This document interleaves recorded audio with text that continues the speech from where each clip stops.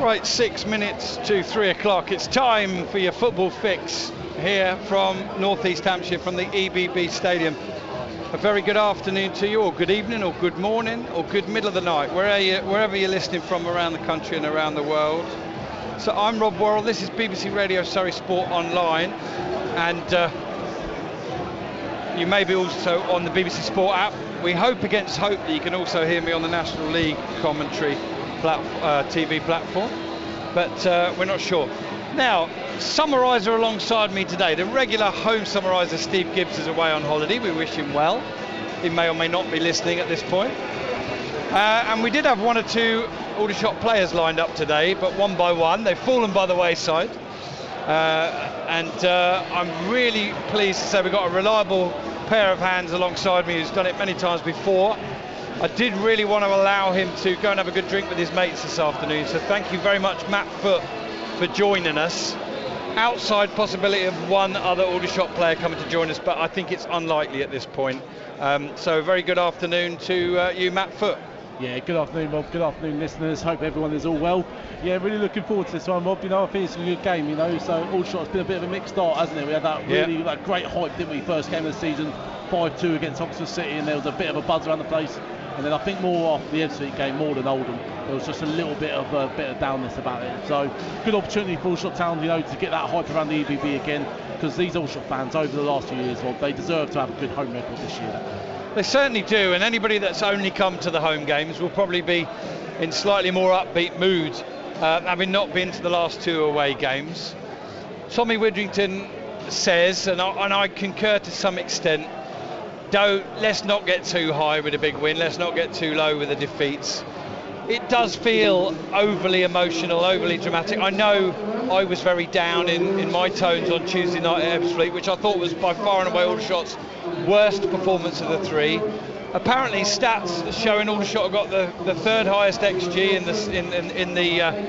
in the league, which is expected goals, for those who don't know what that stat is. I've always been reluctant to accept that it means anything. It's a pointer, nothing more. At the end of the day, points and goals scored and goals against are what really count, aren't they, Matt? Yeah, you took the words right out of my mouth. There's a lot of stats in football this day and age, Rob, with all the data they get. But at the end of the day, there's two stats that matter, and that's how many goals you score and how many goals the opposition score. They're the ones that, when we get down to business, they're the one that everyone cares about. And as the players come out here, Rob, they're also, I'll be very hopeful that we can score more than York City today. Good stuff. Thank you very much indeed. That's Matt Foote alongside me. And the teams are coming out, as you may or may not have guessed.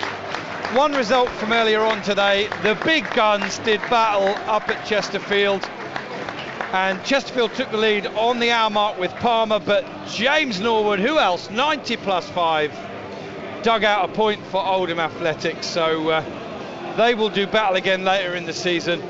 Today is the battle of two sides that have mustered one win between them in their opening 3 games each.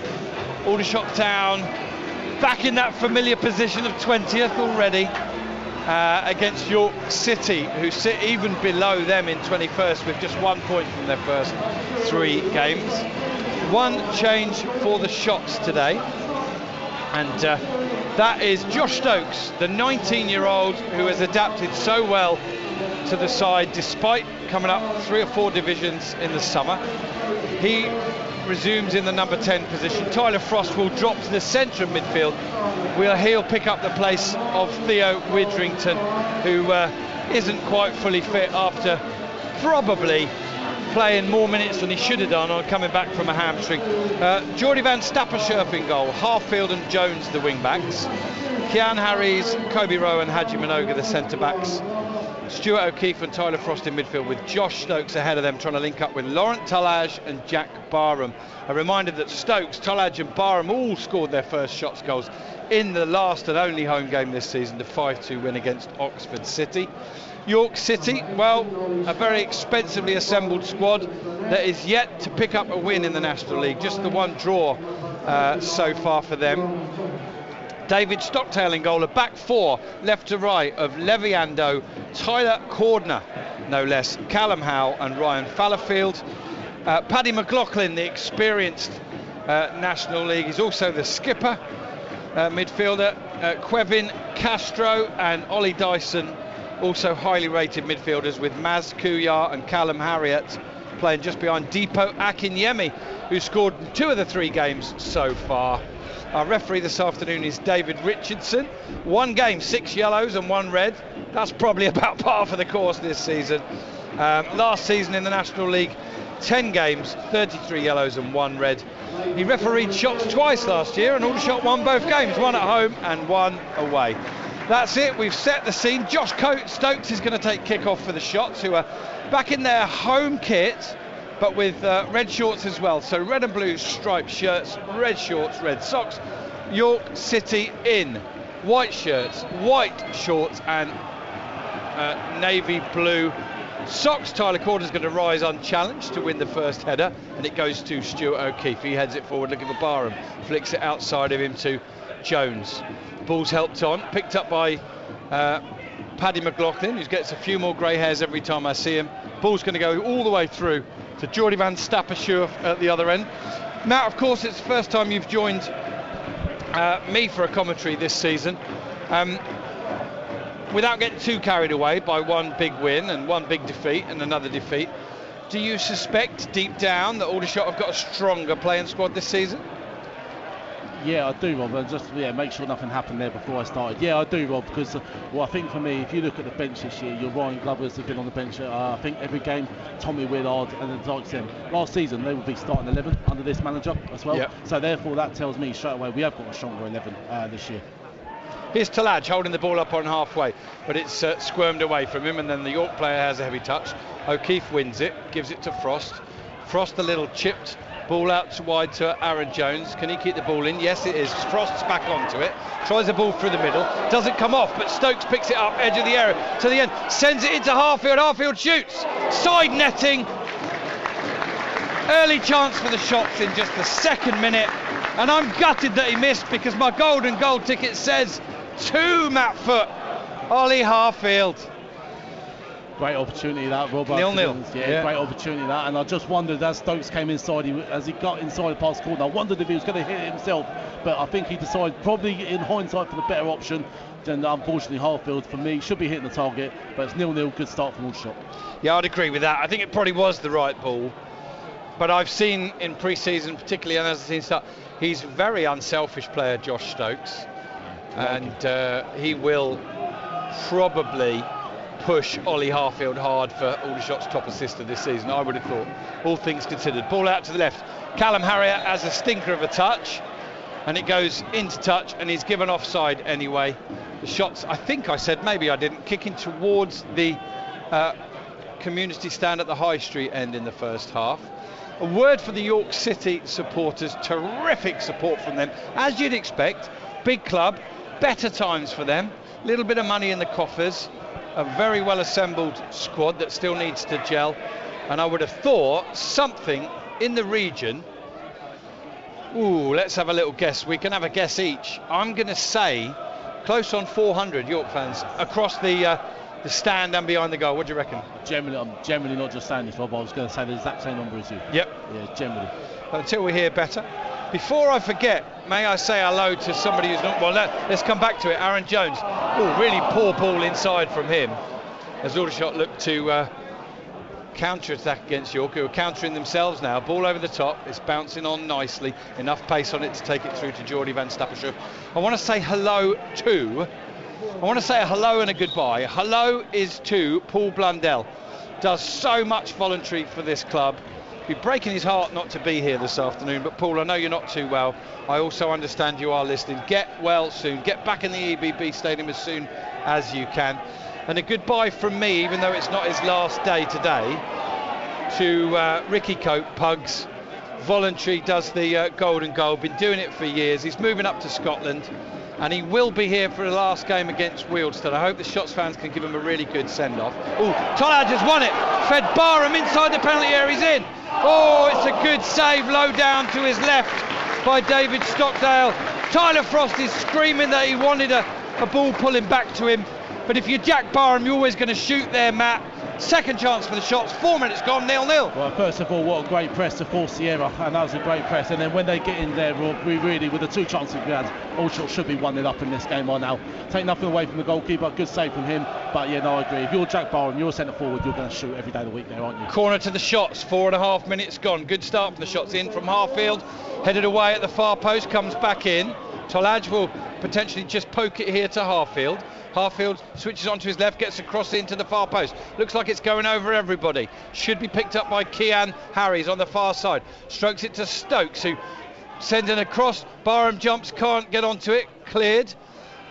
Maybe a coming together. Nothing given by the referee. Hooked forward by McLaughlin. And it will be chased down now by Deepo Akinyemi, who squares it to the on-rushing Callum Harriott, who squares it again, and then it's a poor ball looking for Kevin Castro, and the shots are able to go back to Geordie van Stappershire. Ball into the chest of Stokes, lovely chest down, ball lifted over the top. Tolaj will compete for it with Tyler Cordner. Cordner cushions the header back, and what a lively first 5 minutes we've had. And I don't want to be ifs and buts and maybes, but the shots could and should be ahead, Matt. Yeah, no, absolutely. We've had 2 good opportunities and we've missed them both, and we should be 1-0 up. But yeah, it's one of them, Rob. You know, it's a good start, a lively game. Like, York looked very, very dangerous on the counter there. They should have done a lot better there. They had a man over and a man spare, and if it wasn't for a better ball, should have been a better ball, they'd have been in on goal. First goal that I can see in the 3 o'clock kickoffs this afternoon in the National League has gone to guess who? Southend United, 1-0 up against Hartlepool. Good afternoon to Gary Michael D listening at Malaga Airport. Times I've been in an airport, listened to commentary, Aldershot have been ahead, touchdown at the other end, and we've thrown it. That's happened a few times. At the moment though, of course, it's 0-0, 6 minutes gone. York lift a ball over the top, and it's the shots who've started better, Matt, and York just kind of look like a team of which so much is expected that they're not quite ready for. I mean, if you were to take a snapshot of 6 minutes anyway. Yeah, absolutely. Snapshot of 6 minutes. It's hard to tell with this early doors, but there's just been a couple of little mistakes, and they're not mistakes that I think, you know, when we won that press, there's not really too much the manager can do about. They're individual errors, and for me, I know they just they haven't quite gelled. That's what it looks like to me. Just haven't quite gelled. The new assembled team. Where Aldershot, by the way, are also a threaded new team who are looking sharp here, looking really, really good, who have gelled. And yet again, Josh Stokes has settled brilliantly into the game. I think every touch he's had has been good. Wonderful. And he's either set up directly a chance or passed it to someone who could set one up. Here's Tolaj back on the ball. In pre-season and the first league game, he was shooting on sight, Tolaj. I want to see him get back to that. Here's Barham jumping, he can't win it. Cordner does, the ball breaks loose. Castro's beaten to it by Stokes. Ball feeds to Frost. Frost looks to feed Tyler, 1-2 with Barham, into the area now. Jones squares it across, ball back, Harfield will get it in, edge of the area, clips it into the far post, and it's headed behind. Is that corner to shots? No, offside, given against Aldershot.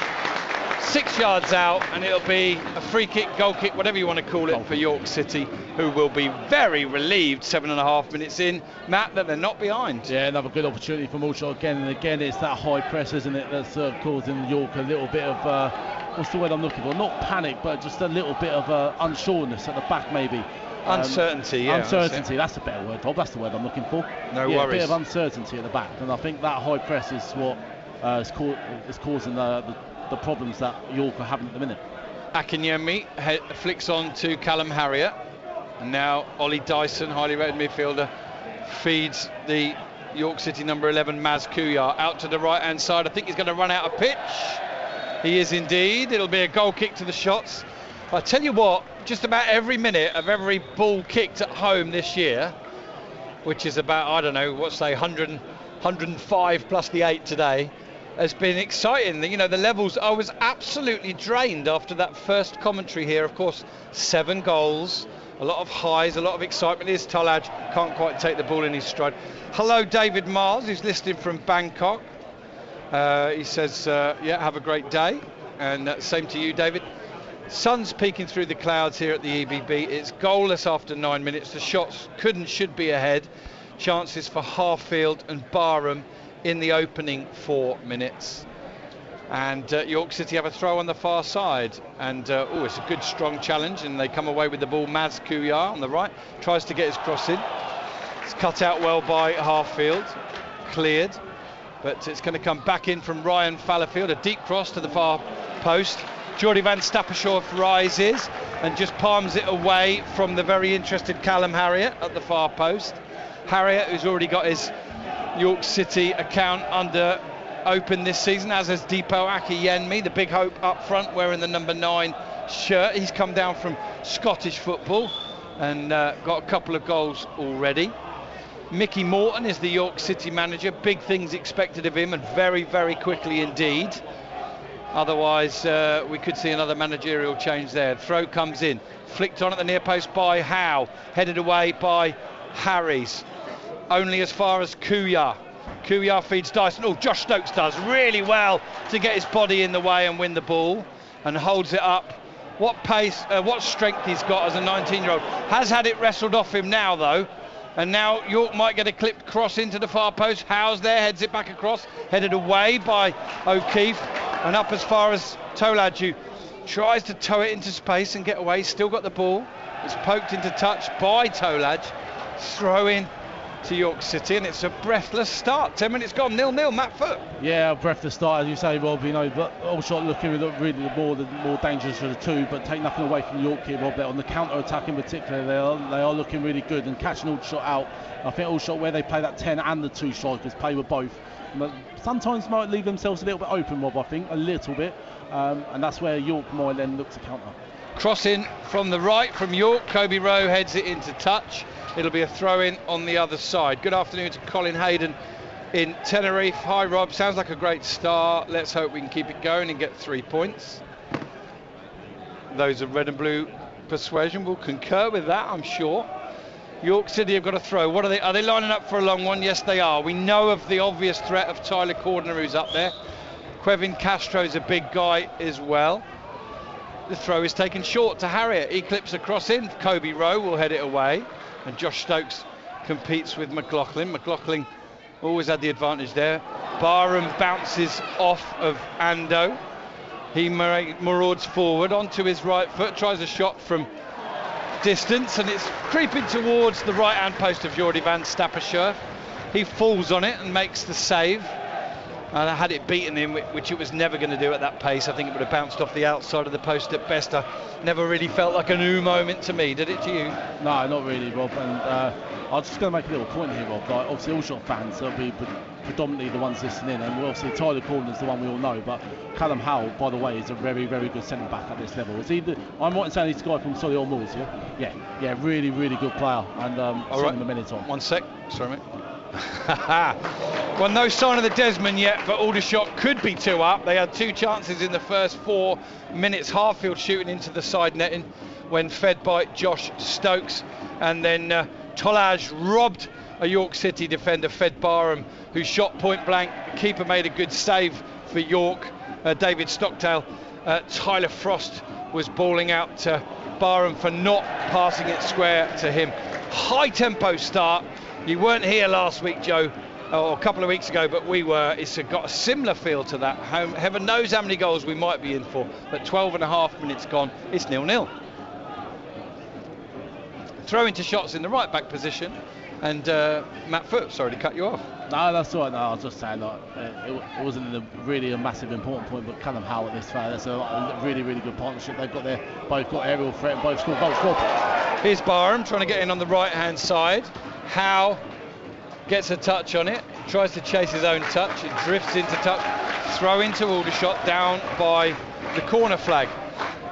Tarvin Campbell has scored his 2nd goal in a week for Wealdstone.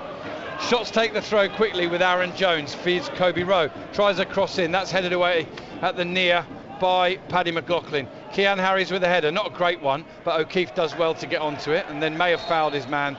Oh no, he's won the foul, Stuart O'Keefe. Aldershot have taken it quickly, and the referee's allowed it, and it bounces free and almost runs into the path of Jack Barham, but it runs across him agonisingly, Matt, and credit to the referee David Richardson for letting the shots go quickly there. Here comes Ollie Dyson now. Counter-attack from York, ball squared in, cleared away by Haji Minoga. And I tell you what, we've had no goals, but the crowd are loving this. And I think we're enjoying it too, Matt. Yeah, it's end to end, isn't it, Rob? We've gone for 1 minute, the ball across the 18-yard box, and we're just wondering, can Barham get on the end of it? He couldn't. Next thing you know, York down the other end are on the counter-attack again, which we just said, and it's a ball in, and Haji Manoga, as you rightly say, Rob, cleared up really, really well, came across his partner there and cleared up in beyond. I can't remember the name of the character at EastEnders, but this is the referee that looks like that character. To try and think of the name. Do you know the guy I mean? Yeah, I can't think. I haven't seen EastEnders in a lot of years, but anyway, never mind EastEnders. Aldershot almost got in then. Tommy Widrington, as animated as ever, just down below us to the left, takes a sip of his bottle of water, suited and booted, and determined to see his shot side bounce back here this afternoon. There's a good ball into the path of Kevin Casriel, but it would have been if he'd done the basics right and controlled it. Aldershot win it, and Frost turns nicely away from his man, Harriet, who's chasing him. Doesn't realise that Harriet's there. He gets up and recovers well, does Frost. And Aaron Jones plays it off of McLaughlin. I think Frost thought he'd broken away from Callum Harriet, but Harriet, to his credit, came snapping at his heels again. And Tommy Widrington might want to just sit down and cool down a little bit before the referee gets too interested. I mean, one of the changes this year, we're seeing it. Any kind of dissent, bang, yellow card. Managers, players, anything. They're trying really hard to kick it out. And there's going to be some growing pains in the meantime, isn't there? Yeah, absolutely. Of course there is. And I'm a little bit worried about O'Keefe here, mate. He's just taken some tape off as well. And a couple of times this season now he's gone down, isn't there? So I'm a little bit worried about O'Keefe here. The physio's on. We'll keep a close eye on that one for you listeners. Yeah. But yeah, no, it's... But players from both sides coming over for drinks. O'Keefe getting some injury treatment. I think he'll be all right, but part of the problem for Stuart, I spoke to him after the game up at Oldham last Saturday, and I don't know if that interview's in the public domain or not, but he said, yeah, he's not quite there yet. He didn't really have much of a pre-season. I guess he didn't have a club. I mean, I'm sure he was keeping himself fit, but he's kind of trying to play himself in, and the sort of thing that you do with an older player like that who's got the experience. But we hope that he can just get through this kind of upping of the competitive minutes over these opening few games of the season. He's quite a key player for Shots. Apparently is second in the National League already for pass completion. I saw that. 94%. Yeah, now, okay, he's in the middle of midfield, he's a pivot, he gets it, gives it, gets it, gives it. His percentage will be high, but still second highest in the National League. Yeah, he's a quality player. You can see he's played the Premier League, and he's going to come off here, Rob. I think he is going to have to, isn't he? Yeah. Well, Shots have got a few midfielders. Ethan Burnett, I think, will be favourite to come on. He has come on in the last couple of games. I think he is getting stripped now, but that is a loss for the Shots, who seem dogged when they bring in an experienced player with an early season injury. Going back 3 or 4 seasons, it keeps on happening, doesn't it? It does. Yeah. I think if you're, I didn't know that, Rob, about his pre-season, but if he's had not much of a pre-season and he's an older player and he's starting week in, week out, then yeah, I think for me that it's going to happen. You think the pace of the game now, Rob, is so quick. It's so quick, and this pitch also is big pitch as well. So Ethan Burnett is on for the Shots, and I think that means that Aaron Jones will have taken the armband. Yes, he has. He's now the Shots skipper. Throw in from Jones into Frost, who plays it back out, and Aldershot play it across. It's not a great pass, but thanks to the recovery pace of Haji Manoga, who I'm going to put it out there, I've not seen a faster player in the National League. Turn from Tolaj, but he turns into trouble. And I'm also going to make a prediction now, 4 games into the season, second home game. Josh Stokes will be in the Football League next season, and I know it's ridiculously early, but he's just got such quality in everything he does. And as I say that, he heads it straight to the York City player. A few goals flying in the National League. I'll update you when I can. But Frost just won the ball for Shots. Up to Barham. Heads it, just sit down. Now he's squared up by Ando, and plays it inside to Burnett. Frost can't quite win it, but does enough to win it for Burnett. Burnett up to Tolaj, into Frost. Ball through to Barham. Barham can't quite get the touch he wants. Cordner goes back to his goalkeeper, who has a big old slice and sends it into touch on the far side. Right, quickly, these other scores. Gateshead took the lead against Ebbsfleet, Kenton Richardson, but Ebbsfleet have equalised already. Solihull Moors 1, Dorking 0, Cade Craig. Barnet 1, Woking 0, Zach Brunt, and Rochdale 1, Eastleigh 0. Here at the EBB, it's 0-0 between the Shots and York. Here's Josh Stokes on the ball on their left side. Back heels it into the path of Tolaj. Missed by everybody. Aaron Jones squares it in. Oh, and it's missed again, followed up by Stokes. His shot hits Jack Barham. Oh my word. It's going in the far corner and it hits Jack Barham, who looks to the skies. Stokes could have done no more. Barham couldn't get out the way. And how are Aldershot not leading? 20th minute. Shots nil, York nil. I hope it's not one of them days, but I just hope it's not going to be one of them days all shot in front of goal, you know, because when that ball fell to Stokes there, I thought, all the world, here we go, 1-0, and then it hits your own player, all for the world. I thought that was going to be 1-0. Aaron Jones plays the ball off of a York City player, and the ball's into touch for a throw. The early indications of this match are good for the shots. They've had the 3 clear-cut chances so far, and they're getting more clear-cut chance by chance. Here's Tolaj coming short for the throw. Jones misses out player, gives it to Stokes. On this occasion his touch doesn't come off. The referee inadvertently makes contact with the ball. I think he'll give it back to Aldershot, who are in possession. The players from both sides are arguing. I think the referee might, because of where he is, give it to the defensive side, but Aldershot were in possession, Matt. Yeah, I can see why York are annoyed though, Rob, because York gave the ball away after it came off, but they were just trying to play a little cute ball around the corner, weren't they? And then it's come off the referee and then fell into the path of an Aldershot player.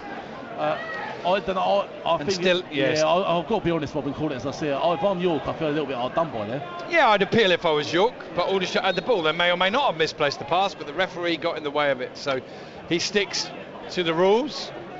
And here's Kobe Rowe wandering over halfway. I'd much rather that Haji Minoga was the guy wandering onto that, but that's a good return pass. Josh Stokes will look to get his cross in. Oh, it's touched towards goal by Tolaj and cleared back to half field, and Tolaj shoots and that's blocked.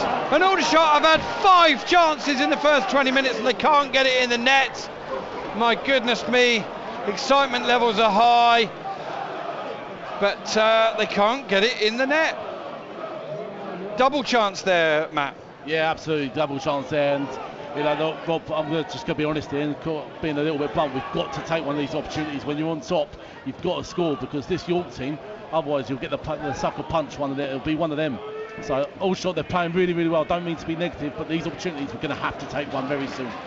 Yeah, they're on top. They're still creating, certainly before half time, I'd say, because then York potentially might make some tactical changes. There's a ball across. Stokes can't quite get up for it. Harriott chests it down and goes back to his keeper. And it's fair to say, whatever your allegiance, we always call it as it is. York City is treading a fine line here, because the shots are well on top and they should be ahead. Dominic Polian, who got the equaliser for Ebbsfleet at Gateshead, his second goal in the week. Ball over the top on the back of the shoulder of Akinyemi, and then Aldershot clear it from Kian Harries up towards Stokes. Again holds off his man, and Stokes strokes it into the feet of Aaron Jones. Tolaj makes a forward run, twists, turns, tries to get away from his man Cordner. Cordner brings him down. Too tricky there from Tolaj. Free kick to the Shots. And Shots fans, we've got no goals to offer you. We've got no points in the bag as yet to offer you, but we have got a really positive start. We're exactly halfway through the first half. This Aldershot Town team is unrecognisable from the one that was at Ebbsfleet on Tuesday night. They've started with a right old head of steam today. 5 chances in the first 20 minutes, and they have a free kick now on the edge of the area. We might be updating our listeners very shortly. Tyler Frost into the area. It's headed away by Callum Howe. Oh, it's all Aldershot. It's 5 chances, Cam, in the first 20 minutes, and I don't know how they're not ahead. Harfield into the side netting. Tolaj fed Barham, who shot straight at the keeper. Stokes' shot hit Barham on the line. Tolaj had one that was blocked. The ball's come into the area again, and I think it might be about to disappear off behind the goal for a corner. No, it's kept in by York City. Really high tempo start. Aldershot with all 5 opportunities so far, and they've done everything but score. Shots nil, York City nil.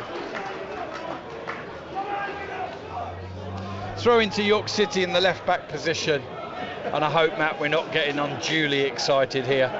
We keep saying don't get too high with the highs, don't get too low with the lows, but you've got to enjoy the moments in football. We did, you know, a couple of weeks ago against Oxford City. It went Aldershot's way. They got the goals, they got the win, and we enjoyed it, didn't we? But on this occasion, nothing to show for all that early domination. And Ethan Burnett, I thought he won the ball cleanly. Referee David Richards thinks different, and Ethan Burnett accepts the decision, which is exactly the right thing to do.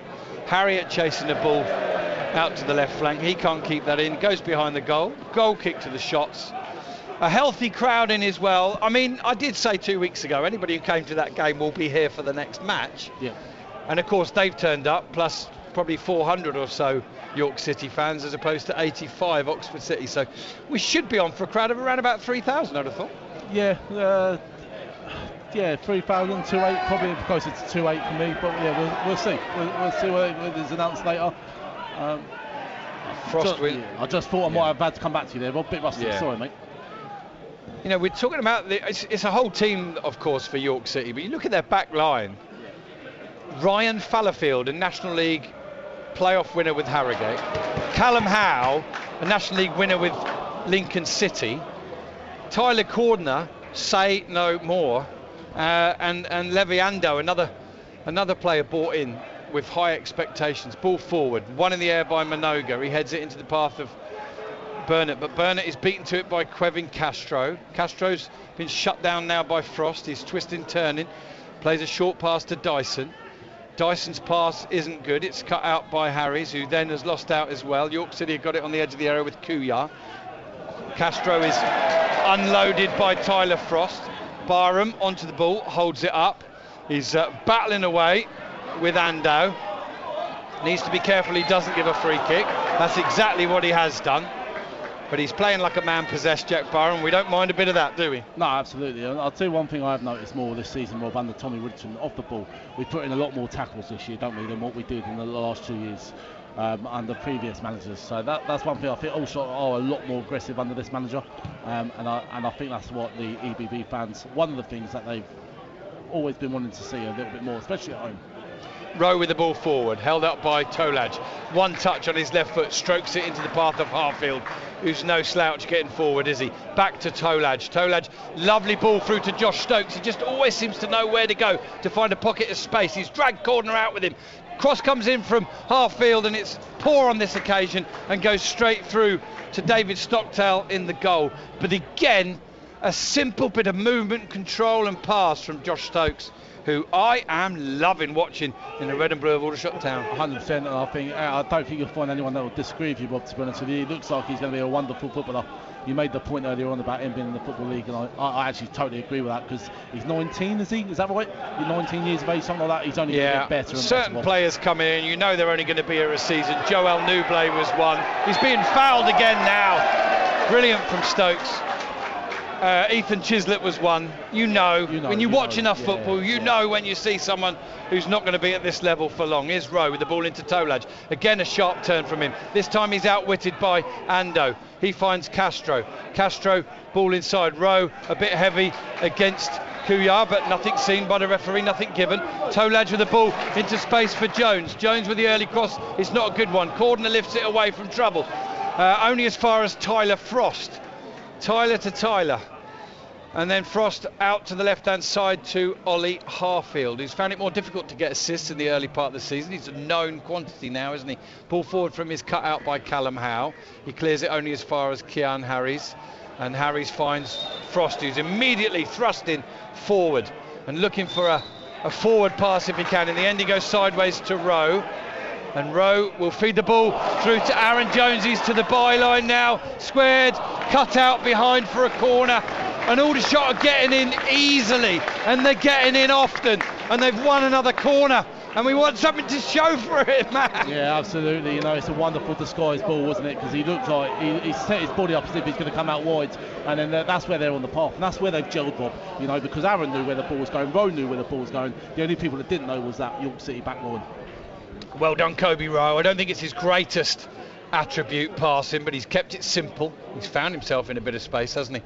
Right, Harfield with a corner from the community stand end into the near post, headed away by Akinyemi back there. Bounces once, it'll be taken down by Harfield.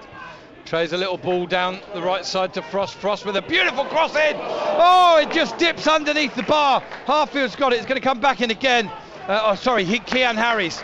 And it cannons into Ando, I think it is, who's back there, and off his derriere and back out for a throw-in, which Harfield will come and take. Aldershot getting in for fun, crossing the ball in for fun. They just need a moment, really, in front of goal to make it count, and then this place could ignite. Well, it's ignited already without the goal. Tolaj touches the ball back to Harfield. Can he make room for the left-footed cross? If anybody can, he can. He goes back to Harries. Harries with the left-footed cross, headed away by Tyler Cordner. Only as far as Kobe Rowe. Rowe gives it back to Aaron Jones. Jones tries a cross. It's a good one, but I think the keeper should get that, and he does. Nice bit of whip on the cross, but unfortunately no one was making the run across the keeper. The keeper clears, and Kian Harries heads it up in the air. Now it'll be a battle between Akinyemi and Haji Minoga. Comes off of Minoga and goes back to Jordi van Stappershoef, who I'm delighted to say hasn't had a save to make or even a difficult moment in the opening 30 minutes, Matt.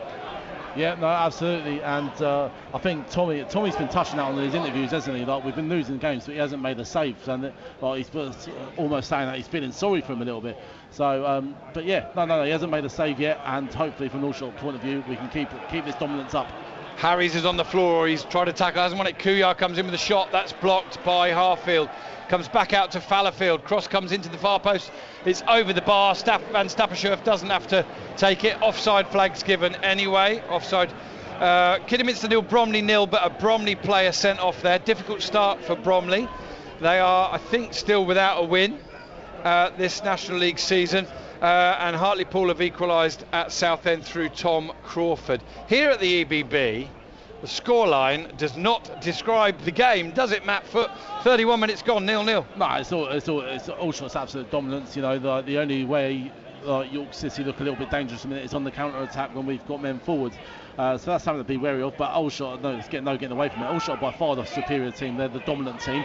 They've just got to do that. Put that ball in the back of the net now, because that's what football comes down to. And they've always touched it. There's two stats that matter. Yeah, goal kick from Van Stappershoef is headed into touch by Tyler Cordner. As Tolaj feeding Josh Stokes, getting it back. Can he get a shot away left-footed? It breaks loose. Doesn't quite run for Harfield. Offside flag against Aldershot anyway. And that gives me the opportunity, 31.5 minutes in, to say the referee, David Richardson, I said he reminded me of a character from EastEnders. Thank you, Chris Adams. The actor that I'm thinking of, or the character anyway, is Max Branning, isn't it? That's him. That's the one, Max Branning, yep. I'm not sure, but I think this referee may have been at this level 3 or 4 seasons ago, gone up and maybe dropped down again, but I didn't see much of him in recent years. As I say, did referee Aldershot twice last year, and both games ended in Aldershot wins. Red and blue supporters will hope that is a good omen. We're 32 minutes in, and the York City goalkeeper needs treatment, so we're going to have another stoppage in play, and no doubt more added minutes. I'll not talk about that 5:35 train out of Aldershot ever again, Matt, because it's done now. It's history. 6:04 it is for a home game. I'll relax into that. What do you make of these new rules? What the thought behind them is good, isn't it? That's why I'm hesitating. The thought, because at the end of the day, right, Rob, football is all about entertainment. Yeah, people come here to be entertained. Whether win, lose or draw, first and foremost, you want to win the game. But football is all about entertainment, isn't it? So you want the ball in play for as many minutes as possible in football. We all want that, right? Surely we all want that. We don't want all this ball out of play and time wasting, and no one wants that really. So yeah, I'm in the middle of it, but it does, I don't know, Rob, it just seems a little bit too excessive for me, some of these. Like that Oxford City game, that first half, the bit I didn't understand, and I don't know if you could share any light on this actually, Rob. The first half, there was 10 minutes added on, full time, 7. And I didn't quite understand that personally. Yeah, I didn't understand. There's a number of goals, so it's 30 seconds at least per goal, 30 seconds per substitute. If anybody gets injured and goes off, they have to wait 30 seconds to come on. Any time wasting foreseen, any stoppages in play, where the ball's out of play, I think the referee's stopping his watch. So it's just got to settle down a bit. I think so. The biggest thing for me that can change quickly, and I said this personally off air to Tommy Widrington, just my opinion, stop your players showing dissent. You're only going to pick up quick yellow cards. Aldershot went and got 2 on Tuesday night at Ebbsfleet just for dissent. You're going to have players out suspended so much quicker. The smart team, the smart club, is the one that says cut out all dissent straight away. They're the ones that's going to have more players available at their disposal. Yes, less yellow cards. It's one thing appealing for something, but you one appeal in the right way and that's it. Don't go on, don't swear, you'll be straight in the book. It goes for the managers as well. Here's York City trying to find a bit of footing in this game. Cross in from the right hand side is poor. Well, no, it's not. It goes behind. It must have whipped off the heel of Ollie Harfield. At source, the sun's out. York City supporters we can hear now. Play on City. City play on. Corner over on the far side, going to be taken by Callum Harriott. And they've yet to register any kind of attempt at the Aldershot goal in the 35th minute. And we just hope that after Aldershot piling on the pressure for a good first half hour, Matt, they don't end up paying for now. Ball comes into the near post, cleared up in the air by Ollie Harfield, and will go behind for another corner. And the York manager, under a lot of pressure, Mickey Morton, who incidentally is a very good friend. He went to the same coaching school as Ross McNeely. We'll be hoping that York can ride this out and score themselves. Aldershot have won it, and the edge of their own area, and it's fed into the path of Minoga by Cian Harries. He is sent to the ground, no foul given. The ball breaks loose. Tolaj is on his right foot, squares it inside, and it's hammered out of the pitch, off the pitch by Leviando, as Aldershot couldn't quite get a shot away. I thought Haji Minoga was taken out there. Whether the referee played advantage, I don't know. The ball did break to Aldershot, didn't it? Yeah, no, it did break to Aldershot, and if it was the advantage, it's the right call. I did have a look at him. I didn't see that little signal though, Rob. To be honest with you, they sometimes wave the advantage. I didn't see that from him. We're underway again. Here's Aaron Jones into. He's shoved off the ball inside the penalty area, and anywhere else on the pitch, I think the ref would have given a free kick, but he hasn't given the penalty. Great tracking back from Ollie Harfield, and he goes back to his goalkeeper. I can see why they appealed. I can kind of see the referee thought it was a bit soft if he'd have given it. What do you think, Matt Foot? Rob, we're honest and we call it as we see it, and I'm going to say no penalty for me. I think there might have been a tight little clip there, but I think he's thrown himself more to the floor than the clip. So. More than ever this season, little shoves and pushes are not being given, are they? Yeah, I agree. For me, no penalty. And that's consistent with the season. It's the ball forward. Callum Howe heads it up in the air. Frost inside. The loose ball's picked up by Ollie Dyson. And Dyson feeds Levy Ando, who... if they've changed shape, have they, York? I think they might have done, I think they might have gone to a 3 at the back and a 5-2 with Levy Ando as the right centre-back. I'm not sure, but he's definitely not playing in the position he started good the spot. game. I think you're right, Bob. I think it's a good spot. Fallowfield and Harriott are now the wing-back. Ball over the top, Ando's chasing it, and it's got too much on it, it'll go behind the goal. So, yeah, and it makes an awful lot of sense, really, when one team is so dominant for 25 minutes as Aldershot were. You've got to make a change, surely. Yeah, absolutely. And it might be they're just getting to the half of where they can reset it. It could be a number of things. So they might stick with this second half. Time will tell. Good battle from it's a good from Barham, who manages to beat Cordner, but York City have an extra player back there. Frost knocked off the ball, really towering header from Mazkuya, but shots have won it back. And fed on the right-hand side is Barham. He's going to run one-on-one against Cordner. Try and get his cross in it comes. Missed by the first. Tolaj pokes it further wide, looking for Harfield, but it's cleared by Fallowfield. And Aldershot Town, if they could just get that little bit of composure on the final ball of the chance, they'd be 2 or 3 up in this game. And the excitement is starting to give way to a little bit of frustration.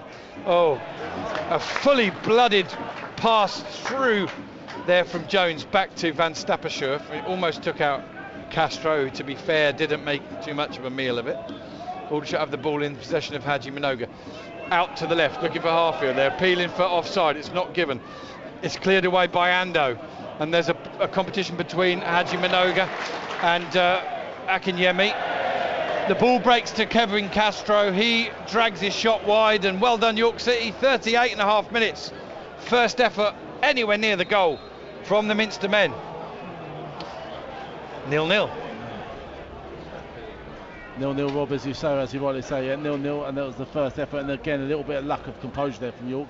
That ball fell to him, and he had some time just to get that ball under control, maybe drive, maybe get it under, then shoot, but he decided to hit it first time and just scuffed his shot wide of the goal. Ball down the right hand side, picked up by Barham. Cordner battles away to try and win it back. He's under a bit of pressure from Barham. He's got nowhere to go, and eventually makes a little bit of room to clear it forward. It's cut out by Jack Barham. I don't think there was a strong reaction either way for Tyler Cordner today, but I know the majority of Shots fans are going to give him a good reception before and after the game, and then give him plenty of stick during, and I think that's fair game. That's fair game, yeah. He's got no issue with that at all.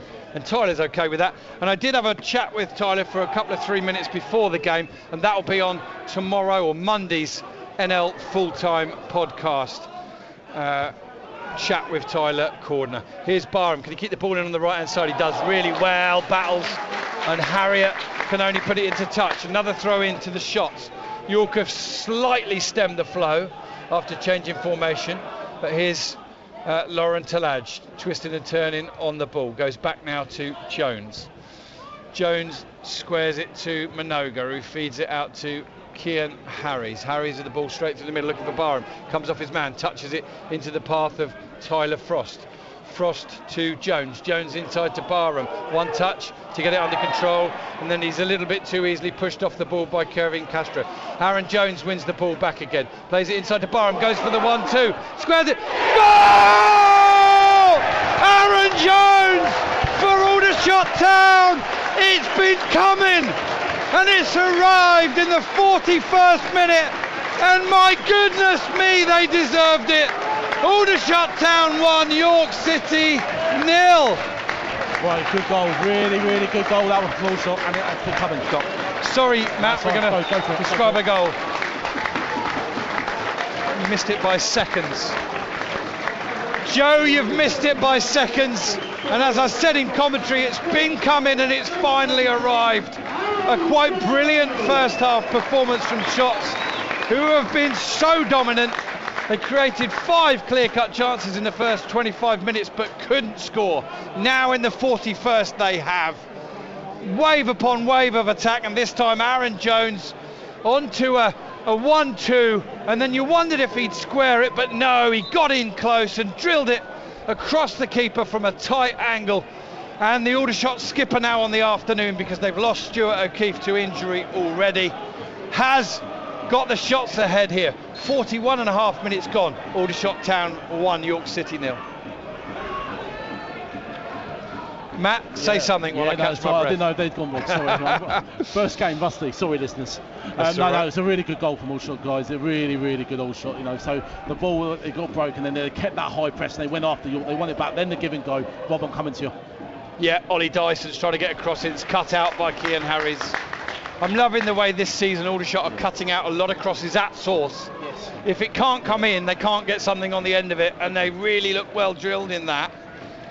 And that is one of the ways in which they're stifling York. The other one is just by playing the game up the other end of the pitch. Yeah. York City, very expensively assembled side, but it's still new. There's a lot of new players. But saying that, Aldershot's got 8-9 new players in their side as well. So yeah, exactly, maybe we don't even accept that as a legitimate excuse. York take the throw and maybe lose possession. It feeds back nicely for Castro. Shot comes in from distance. It's blocked at source. Up towards Laurent Tolage. He's pulled down. No free kick given on this occasion.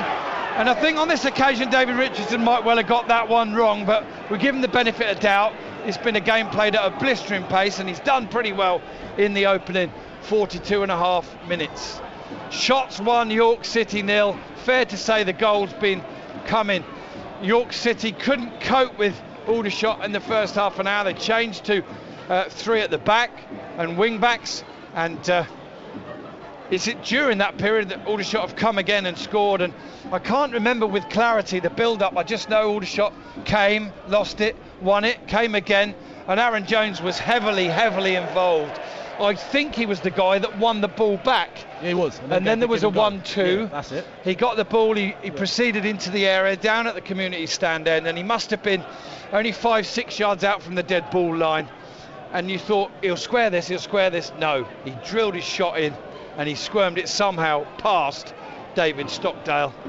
And the thing as well, Rob, what the one thing the listeners don't know is right into that far side netting, wasn't it, as well? So that always makes it even harder from the goalkeeper. So it's actually a really good finish, because he was low on the byline and got it into that far bottom corner.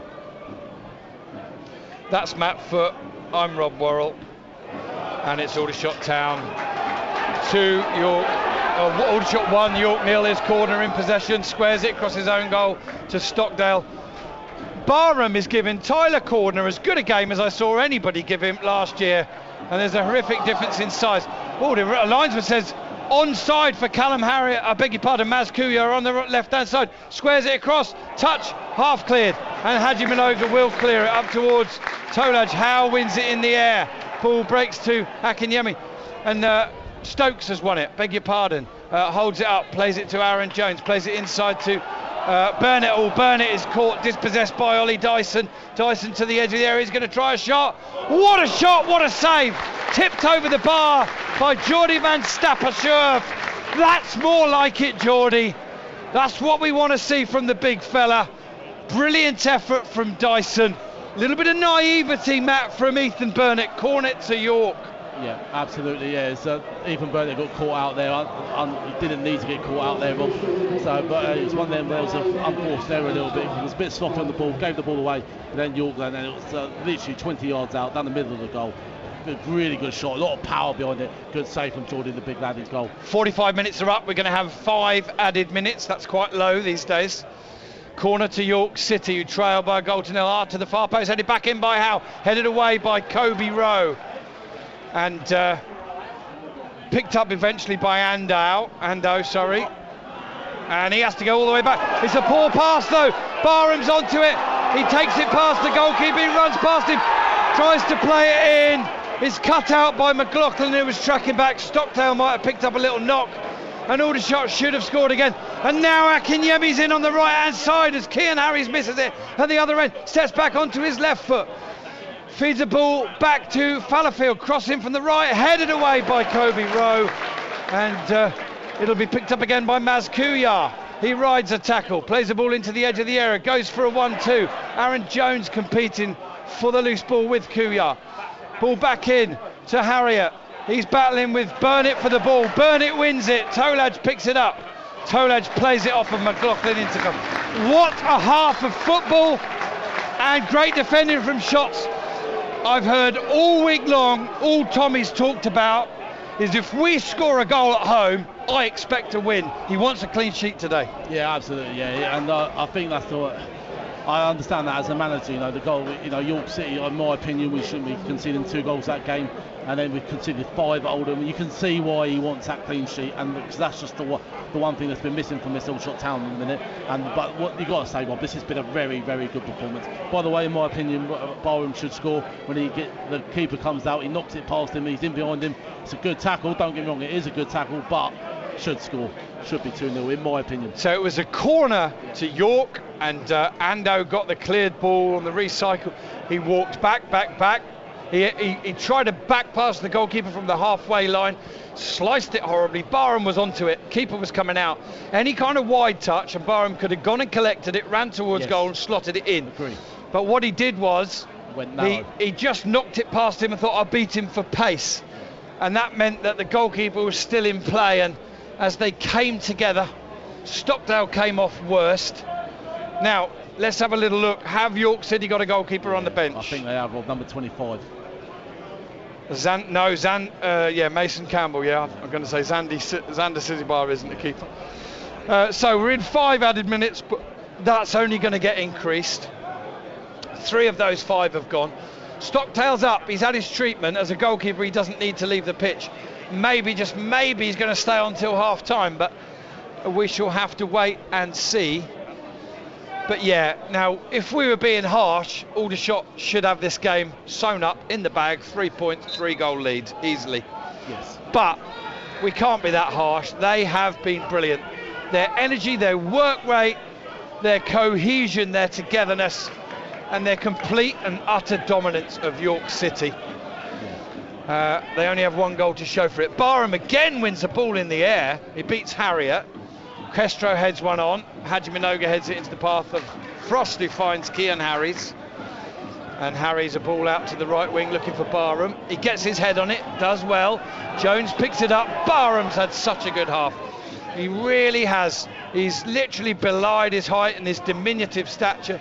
Here's Frost clipping the ball in. That'll be easy for Callum Howe to win, but I think he might head it straight back to Tyler Frost.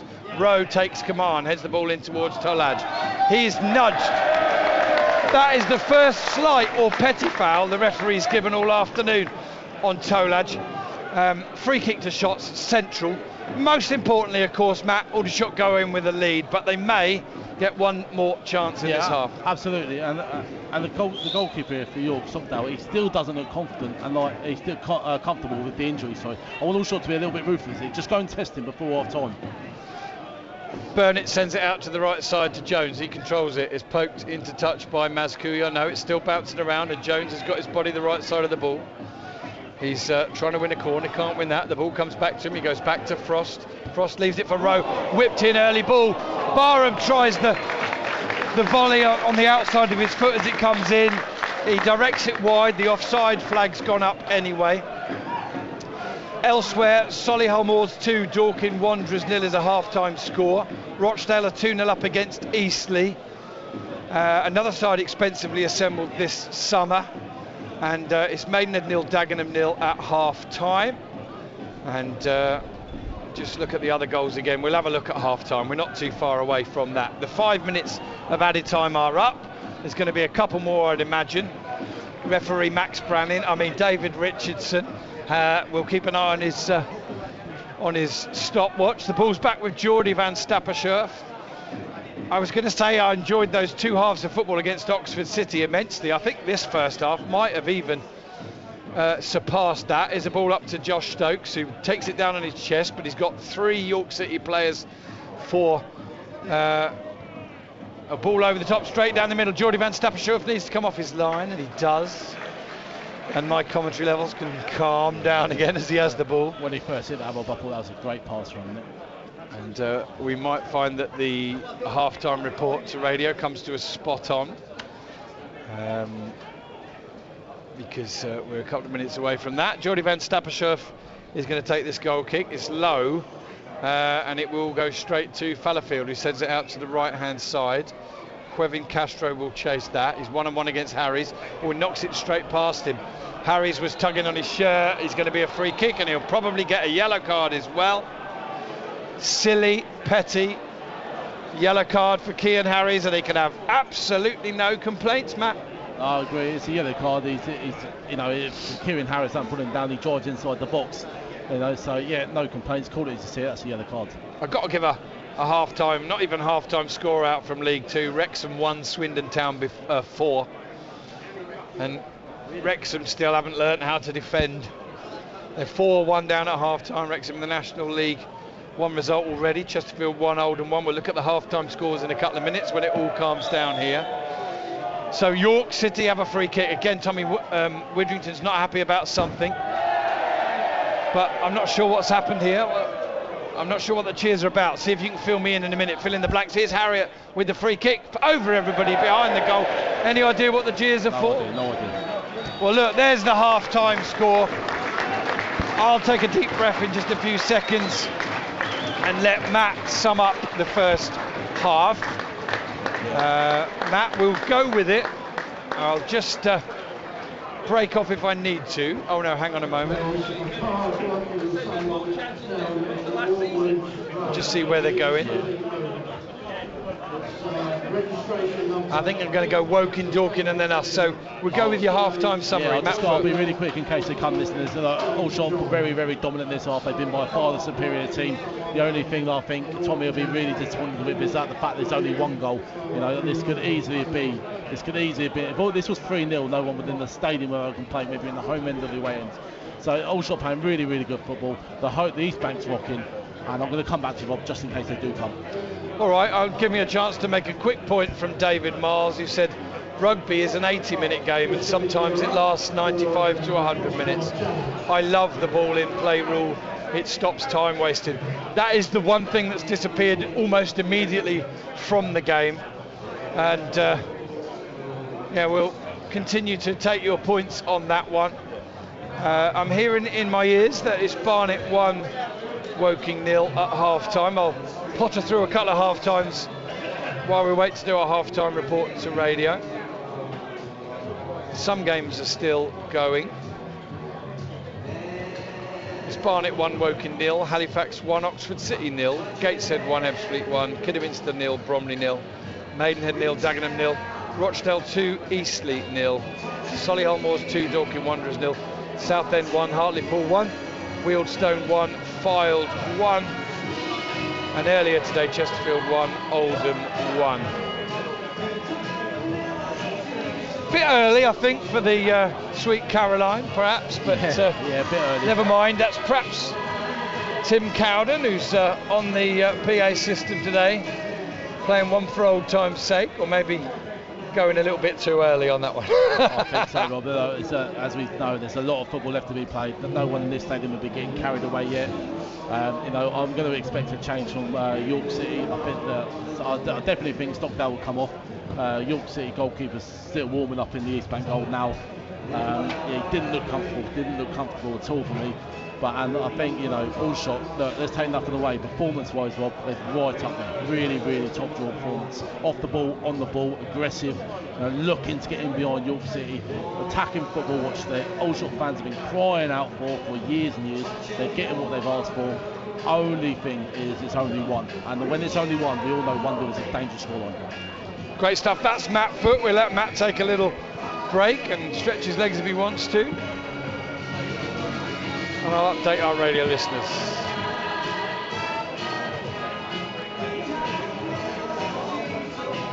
It hasn't, Joe. We played 8 added minutes in the end. 5 were given, and then there was an injury to the York City goalkeeper.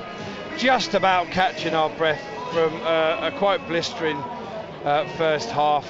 Really, Aldershot massively dominant. There was just one real close effort from York. It came, I think, just beyond the 45-minute mark. Ollie Dyson, who let fly with a stinging shot, which Jordy van Stappershoef turned over his bar.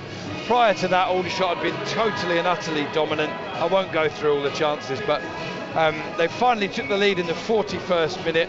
Aaron Jones, who's got the skipper's armband on now, won the ball back, started the move, got on the end of it, and probably got fed up trying to pull the ball back to other players, so he stuck it in the goal himself, and the Shots lead deservedly 1-0 at half-time. It is, of course, a slender lead, and it's a long way away from the 2-2 I predicted, but I think you'd understand, Joe, if I said I'd be very happy to be wrong with that prediction.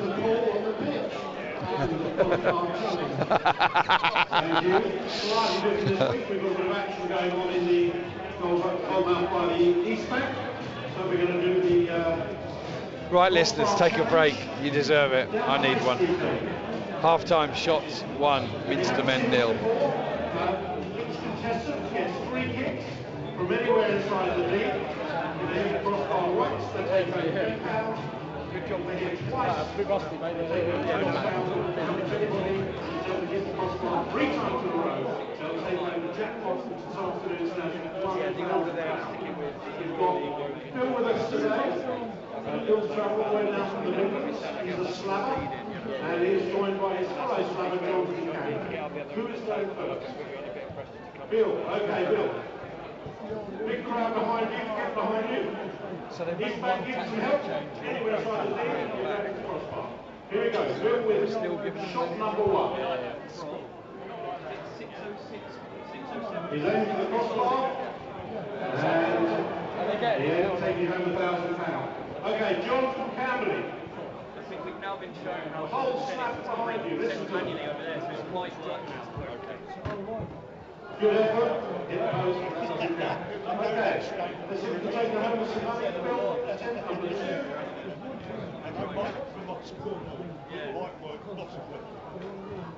Here's Bill. Good shot, good finish. John, when you're ready. Okay, the cash is staying in my pocket for now. Last attempt for Bill to take home £10 back to the Midlands. Come on, Bill, big effort.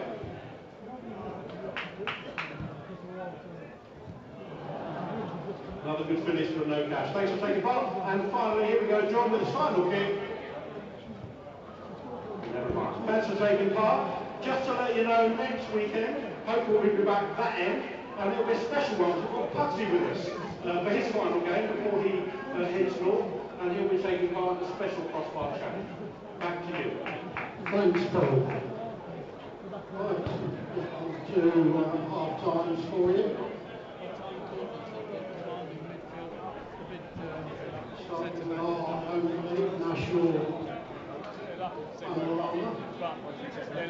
First of all, Chesterfield 1, Oldham 1. That's a full-time result. Altrincham 1, Bournemouth 0. Barnet 1, Woking 0. FC Halifax 1, Oxford City 0. Gateshead 1, FC United 1. Kidderminster Harriers 0, Bromley 0. Maidenhead 0, Dagenham and Redbridge 0. Rochdale 2, Eastleigh 0. And Solihull Moors 2, Dorking Wanderers 0.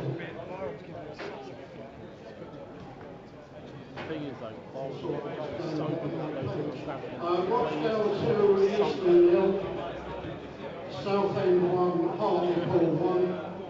And Wellstone 1, AFC 1. Have a look for the Premier.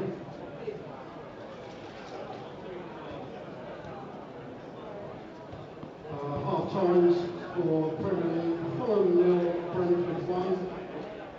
Liverpool 2, AFC Bournemouth 1. And Wolves 0, Brighton and Hove 1. Tottenham Hotspur and Manchester United kick off at 5:30, and Manchester City, Newcastle United kick off at 8 o'clock.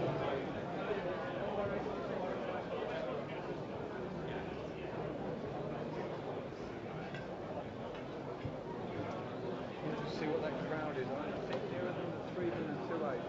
Yeah, I do because I know there'll be a bit of a drop off after the last couple of results, but people will still take the result. Well, actually, this last game in front of the side come down on the head, 7 goals, many that have not done. There's 500. Oh, sorry, 4.5. Sorry, yeah. If we 300 difference. We've got 2-7. I don't think we'll have a drop off of more than 100. There's a different set of people on holiday.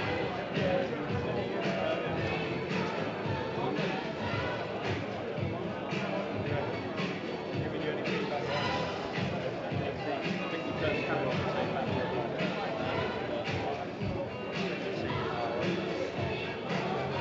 Well, I'll welcome them to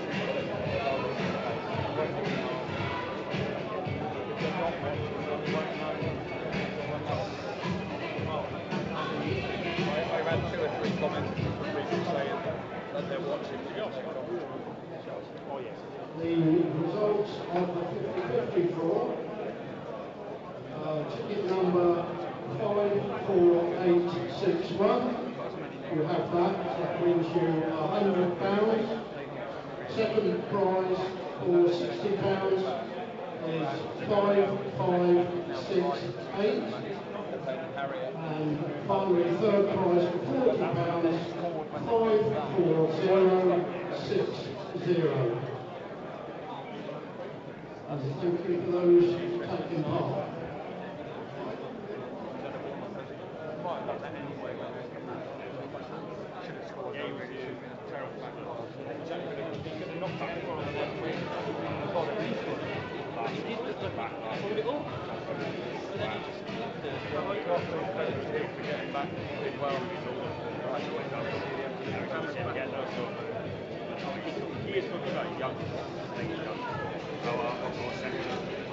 A little bit of an early welcome back, certainly to our online listeners on the BBC Sport app, quite potentially to the National League TV platform listeners. We hope they'll be able to pick up commentary in the second half.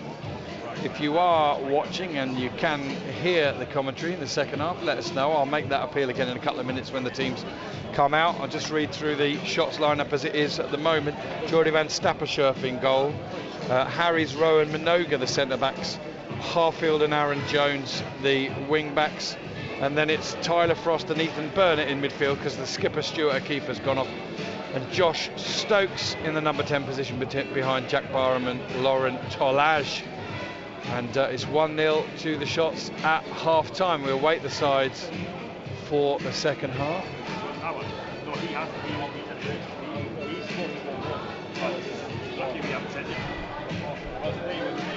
York City line-up this afternoon in goal. David Stockdale, he may or may not return for the second half after that injury he had following the coming together with Jack Barham on the break.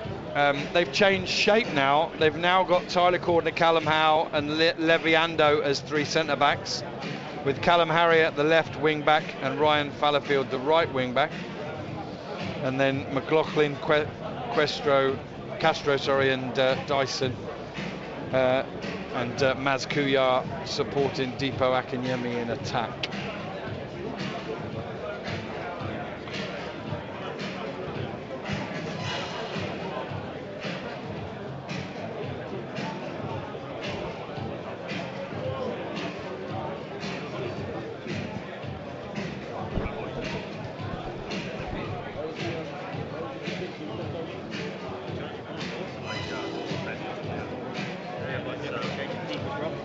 Sorry?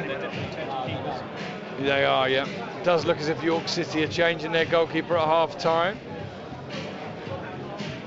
Golden goal, 41st minute in the end. My goodness me, it should have come in the second minute. I had the second minute, and Ollie Harfield, I'm having words with you later, as he hit the side netting.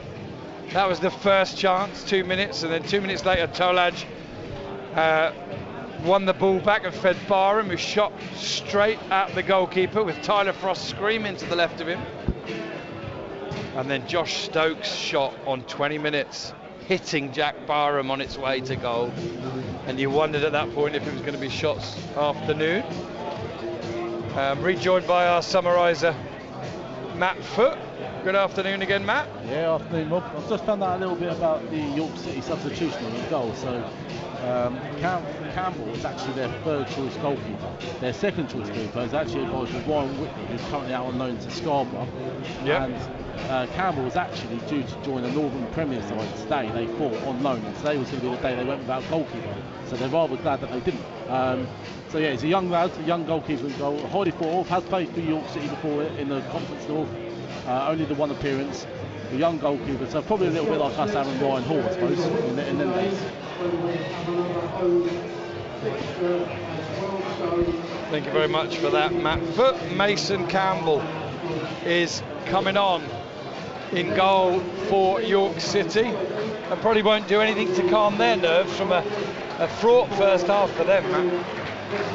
Yeah. Oh, a little point from our club statistician, who said I've got my Tims mixed up. It's Tim Noyes, of course, on the tannoy, not Tim Cowden. Thank you, Pete, for that. And Greg Thornett says, hi Rob, thoroughly entertaining first half. I'm listening while painting my garage. Red and blue, I hope. Greg. Would like to echo the send-off for Ricky Cope Pugs. The East Bank won't be the same without him. Wish him all the best on his move north. And now the teams are out. I did just go through the teams. I will do it again just quickly. Linnell John Lewis, York City's top scorer last season, has come on at half-time as well. Left out of the starting lineup today.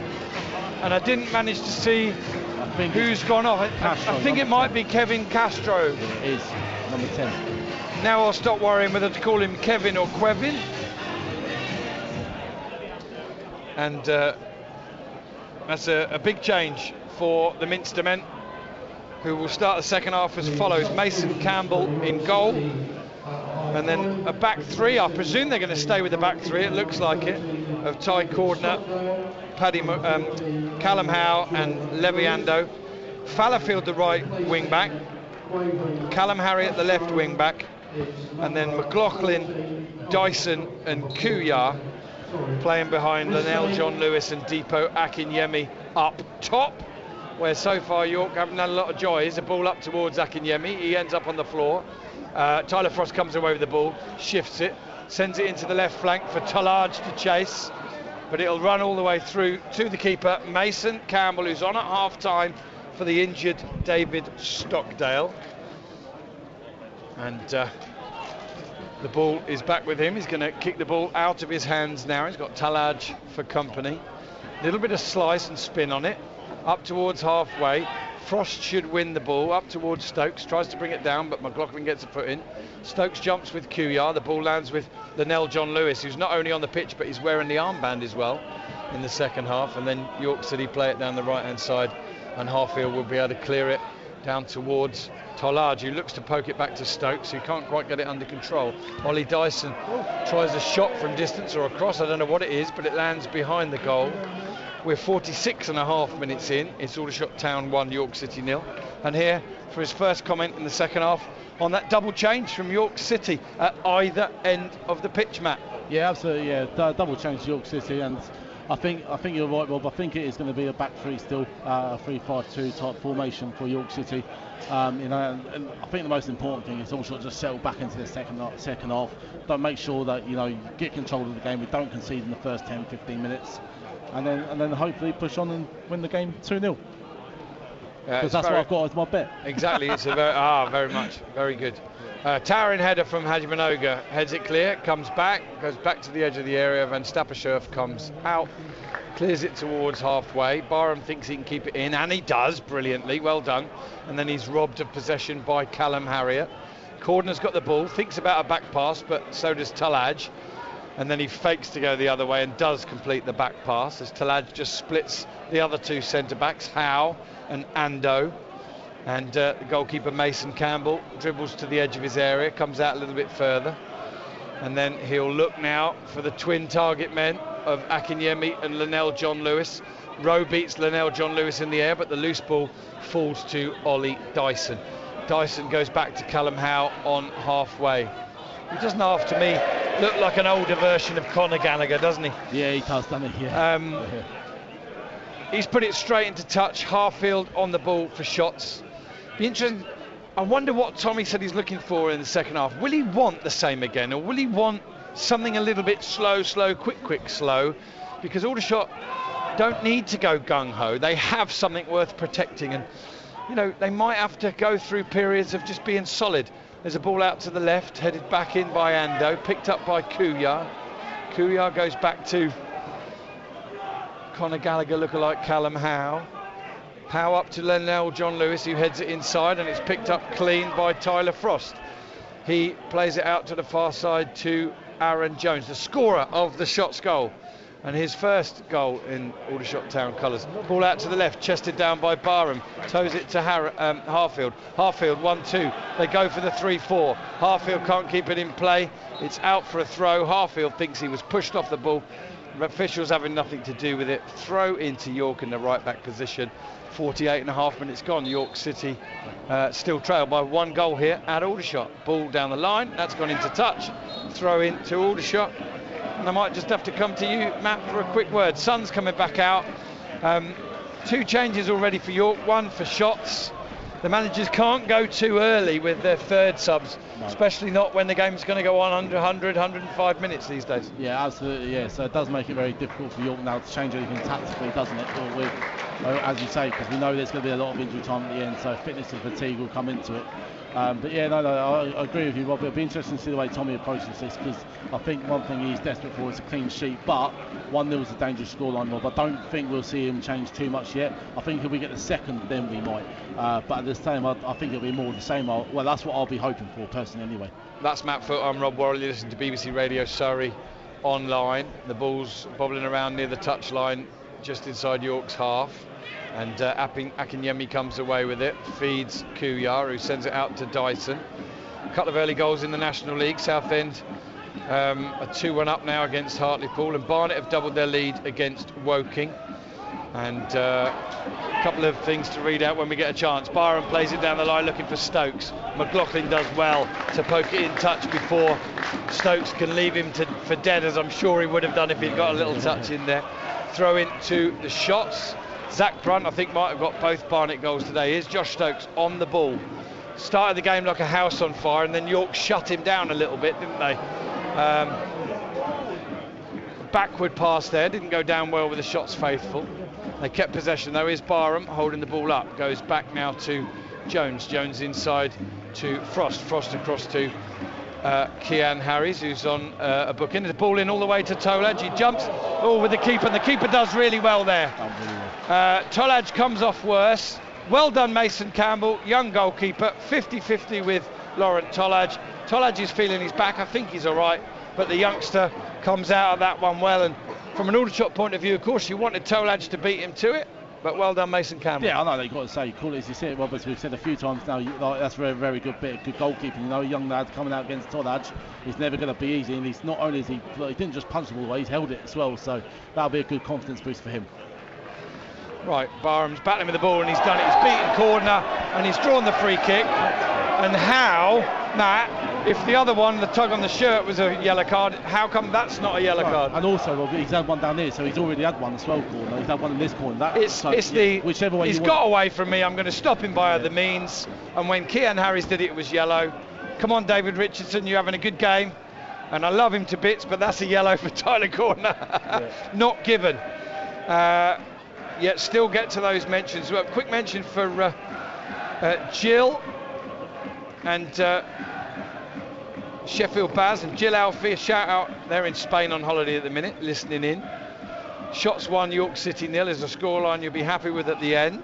If you're here watching, you wonder if it might be better than that because the shots are looking good. Not quite as dominant early on in the second half. Halifax 1, Oxford City 1. And Neil Hocking says, much better mood about the place today, listening to a dominant performance. Let's get a W. Shots, watch the ball. Aaron Jones over his head from York, drifts into touch harmlessly, throwing to the shots. And York City can't quite get it going yet this season. Just the 1 point to show from 3 games. The shots, of course, have got 3 from 9. And they have conceded 9 goals in 3 games, Aldershot. But so far, Matt, so good today. Yeah, absolutely, so good today, and you know we're 52 minutes in, and you know it's 1-0, long way to go. So I'm not going to get too carried away or anything just yet, by far from it. But yeah, I think they're going to come to us in a minute, Rob. So I'll come back. Perfect. Here's QER, and good interception by Tyler Frost, and we'll update our radio listeners now. Yeah, I mean, relative to the first half, Joe, it's been quite a calm start to the second half. York City have brought on a young goalkeeper, Mason Campbell, at one end, and Linnell John Lewis, their top scorer last season, at the other.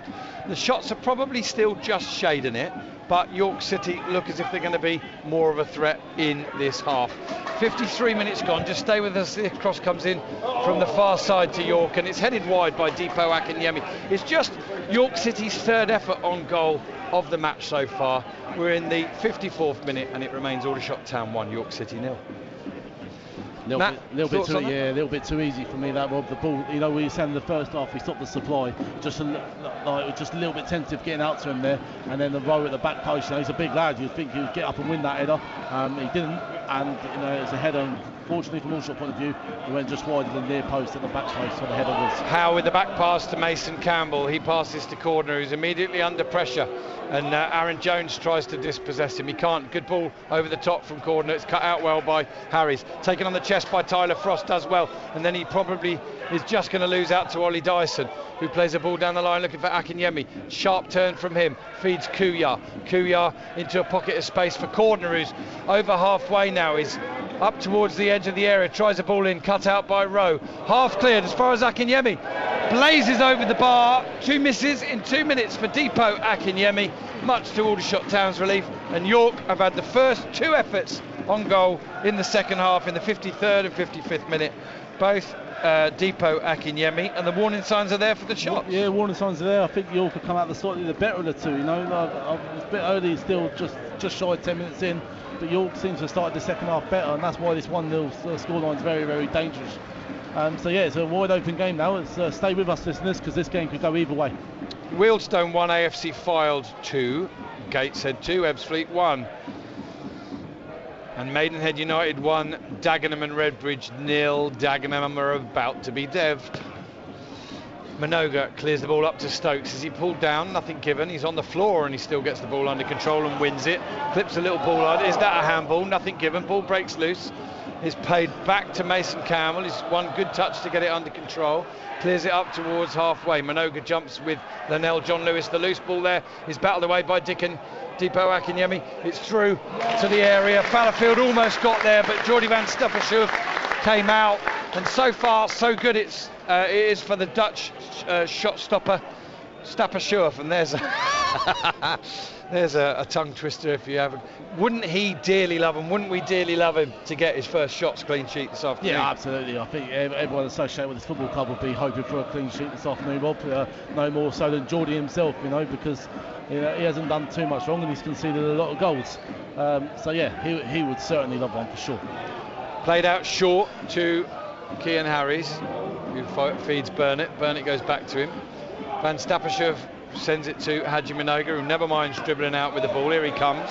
He's almost to halfway. Now he's across halfway. Ball straight through the middle, looking for Barham. Doesn't quite get it right, but you love to see that. Haji Minoga in full flow. York have got it. Exchange of passes. Kuyar always willing to get involved. It goes back to Mason Campbell in goal, and he's now going to kick from just outside his area. Reece Smith, the precocious young talent, is the guy that's put Maidenhead ahead against Dagenham. Kobe Rowe wins the header. He's looking better today than he did on Tuesday. Coming together, head injury potentially there, and Minoga battles for it well against John Lewis and Deepo Akinyemi, and York trying to keep the ball in. It's played down the line. All my team sheets have gone flying, and here's Deepo Akinyemi getting a shot. It's on target, and it's away and saved comfortably by Jordi van Stappershoef, as a huge gust of wind just came in and blew everything everywhere. Thank you very much, everyone. Thank you. Cheers, mate. I really should get rid of those previous match team sheets. So they've just blown all over the north stand, but a good team effort to get it back to me. And meanwhile, 3 efforts on goal in just 5 minutes for Deepo Akinyemi. Matt? Yeah, absolutely. I was just saying, wasn't I, Rob, that they've come out the Brighton, the two, haven't they? And Akinyemi, he'll be a little bit disappointed that he hasn't done a little bit more with his efforts, to be honest with you. He's missed one at the back post, put one over. So for sure he'll be wanting to hit the target and really test Jordi now going forward. Clumsy challenge from Haji Minoga. Referee's not going to punish it with anything more than a free kick on Ollie Dyson, who on Ryan Fallowfield, beg your pardon. Do you know what I was just thinking, and it will sound like I was looking rather than thinking. I was just thinking, I wonder if Aldershot could do with a bit more presence up top. Kwame Thomas will be very keen to do well in the right way, and Aldershot are making a substitution, and Laurent Talage is coming off to generous applause, and he applauds the fans. He's not going to score in his second consecutive home game. Kwame Thomas is going to come on. It's a bit of a tactical change for Aldershot. It'll still be 2 up front, but I think there's a feeling that Aldershot aren't getting the ball forward and holding it up as much in the early start of the second half. Yeah, no, I agree, and that's one thing Thomas will give you, isn't it? That's what I like about this Aldershot front three. They've all got a little bit something a bit different about them. Thomas will be more like the bulky one that will hold it up. Front three. So, yeah. Free kick taken by York City, headed away by Rowe, only as far as Harriet. And let's not kid ourselves, York are right back in this game. Here comes Ando on the left side, tries to cross it in. It's cut out by Rowe, who does really well because it's a double deflection. Comes back off Ando, it'd be a goal kick to the shots. And listen, if you could go down there now and offer Tommy Widrington 1-0, he would snap your hand off. Of course he would. Yeah. Absolutely. Yeah. He said if his team scored 1 goal, he'd want them to make sure, if they score a goal, he expects a win. And so he needs a clean sheet, but it's a different proposition. Credit to Mickey Morton. It must be more than just a change of shape that York have got much better footing in the second half. Much, much better. In fact, I'd even go as far as to say that they have been the more dominant side in the opening 15 minutes. Aldershot have created nothing as yet in the second half, and York City 3 chances. Ball over the top from York. Harris should win that. He volleys it forward when he could have brought it down. Gets a bit of dissent about that from the north stand. Here's Coordinate trying to ball through the middle, and it goes straight through the middle, and Akinyemi's in, shoots, well saved by the knees of Van Stapper-Schurft, and that is now 4 efforts in 7 minutes for Akinyemi. They're coming again, York, and Burnett nearly wins it off Dyson, but he recycles it, and now he has won it off Dyson. Plays it forward. Barham coming looking for the ball. The ricochet, it doesn't quite fall to Kwame Thomas. Thomas has caught Callum Howe, and I think it's accidental. It's definitely a foul. No, it's going to be a yellow card already for Kwame Thomas, who got 2 yellows in his last game, and he won't believe that history is repeating here. Do you think that was deliberate? Do you think it was fair? The only thing I would say is, I don't, it's not a red, but it was a little bit higher. So I don't know, Rob. It's one of them. Rob. Some refs are going to give that to yellow. Some refs aren't. It's one of them ones. And some players seem to come with a reputation, yes, and I think Kwame Thomas comes with it. Comes with it. You know, now he drops himself back into defence, and he's going to have to play his remaining 39 minutes or whatever's added on a tightrope. And you know, we don't want to be back in a Jake Gallagher situation. Come back from a red card and get immediately sent off again. He's got the experience, you would think, to play with it. Is that a foul on Barham? No, but he bounces off his man and wins the ball. And, you know, I'm keen to ask Tommy Widrington already what the changes are that mean... is Thomas going to get on that now? Ando comes breezing past him, knowing that he can't slide in with a challenge. Plays it down the right channel. It's won by Cian Harries, who plays the ball up to... lovely touch from Stokes, but it's not quite read by Kwame Thomas. Fallowfield keeps it in play.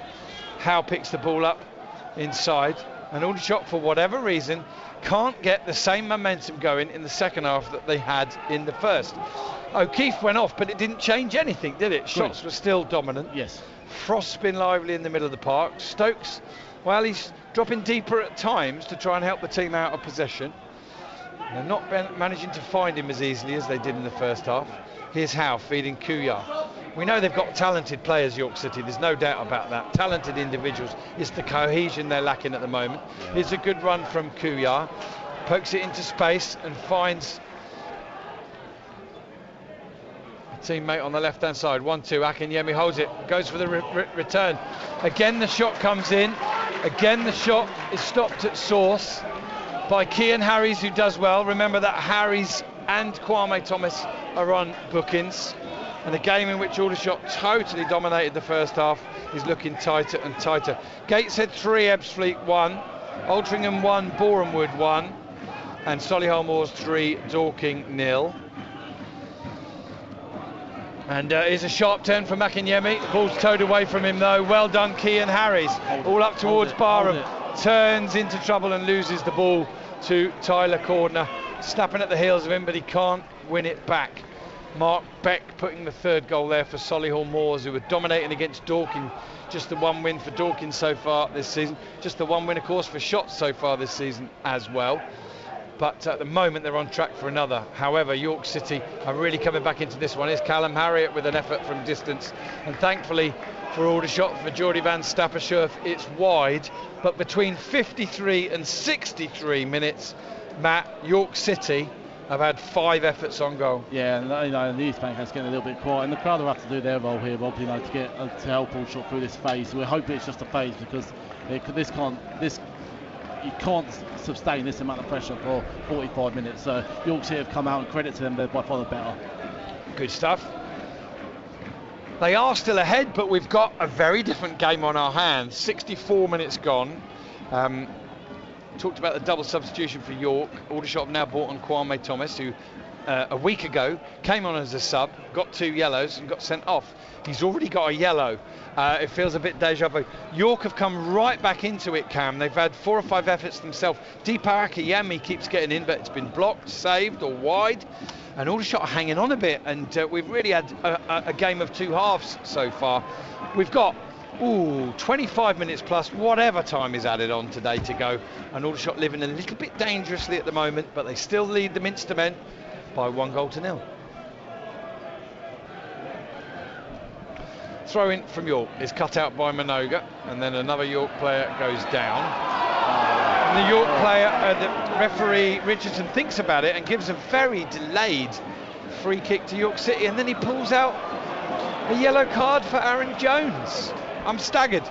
Aldershot seems to have controlled the descent side of things, but they've picked up 3 yellow cards, and they're 3 players walking a tightrope for the rest of the game, Matt. Yeah, that one, so, well, I've been calling it, as I said, I don't even think that one was a foul, Rob, if I'm being honest with you. I'm looking straight across the pitch, I'm dead in line with it, and I thought he'd won the ball fair and square, personally.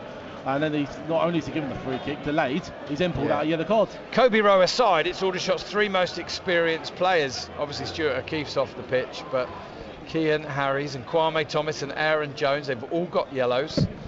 You'd like to think they've got enough experience to play sensibly on those yellows. Meanwhile, York are looking to see if they can get their way back into this game. That's a heavily hit free kick, and Geordie van Stappershoef can rise unchallenged and gain that one. Come on, Tommy, you're an experienced manager. What's going on out there? What can you change for Aldershot to get back on top, or at least get level on top? There's a ball down the left channel, and neither Barham or Stokes fully commit, but Ando does. He gets there first, and he sends it high into the stand, the north stand, corners, Mona's corner, or whatever it's called here. And it'll be a throw into Aldershot. Harfield wanders forward to take it, and the referee is going to allow some treatment for a York player. I think it might be Callum Harriott. Recognition of opposition players is always difficult, but I think it is, isn't it, Callum Harriott? I think so. One thing I will say, Bob, I think what the difference is from a York City point of view, I think, especially when Aldershot have got the ball in our half, I think their back lines are much higher than what it was in the first half. So they're playing a lot more higher up the pitch, and I think that's not, then Aldershot are not getting the balls into them little pockets and that what they were, and then the gaps come a little bit tighter, and therefore them little 1-2s become harder to do. All right, so players from both sides have come over for a bit of drink, and I think that's a timely. If you could have had a little bit like in the 100 cricket, a strategic timeout, then Aldershot would have probably chosen one. But it's York City player that's gone down. I don't think it's for them to have because they've got momentum at the minute. They're doing really well. Yeah. But Tommy Richardson and his assistants and his management team can get fresh instruction out to the players, because hopefully they can see from the side why it is that Aldershot's total domination has turned into York's total domination. Yeah, absolutely, Bob. I totally agree with you. So it's a timely break for Aldershot Town. It gives what is interesting there. Is it Hugo, the assistant manager? Is that I'm right in saying? Richard, this one. Oh, Richard. Is it Richard? Yeah, Richard. Hugo's the bald one. Ah, right. Okay, so yeah, Richard doing a lot of the talking there, wasn't he, with the players? Yeah, he does a lot of the tactical stuff. Yeah. So yeah, it gives them an opportunity just to have a little chat with him. And then it'll be different to see if Aldershot do adjust to it, because I think that's the difference. I think York City's back line's playing much higher up the pitch. Well, I said to you listeners that the managers can't go too early with their third substitutions. York are 68 minutes gone, and it's Xander Zizibar that's going to come on. I presume for Callum Harriott. So that'll be relatively a straight swap in the shape that they're in at the moment. Zizibar will go over on that left flank. He's full of running and trickery, so it might be a substitution they may have made anyway, but Harriott's afternoon is over, and with 22 minutes plus whatever's added on, let's say it's going to be probably 30 odd minutes left, York have used all their substitutes. Yeah, I feel for them a little bit. 2 of them are injuries, so yeah, I feel for them a little bit there. It's a gamble, calculated gamble from Mickey Morton, throw in from Aldershot, headed on by Haji Minoga, cleared only as far as Cian Harries, who is a little bit heavy with his touch towards Harfield, under pressure from Deepo Akinyemi, who'll be disappointed he hasn't scored. 4 chances in the space of 7 minutes, and one was wide, one was over the bar, one was weak and saved, and the other was well saved by the knees of Geordie van Stappershoef, who saved a couple of one-on-ones today, and that's what we want to see from him.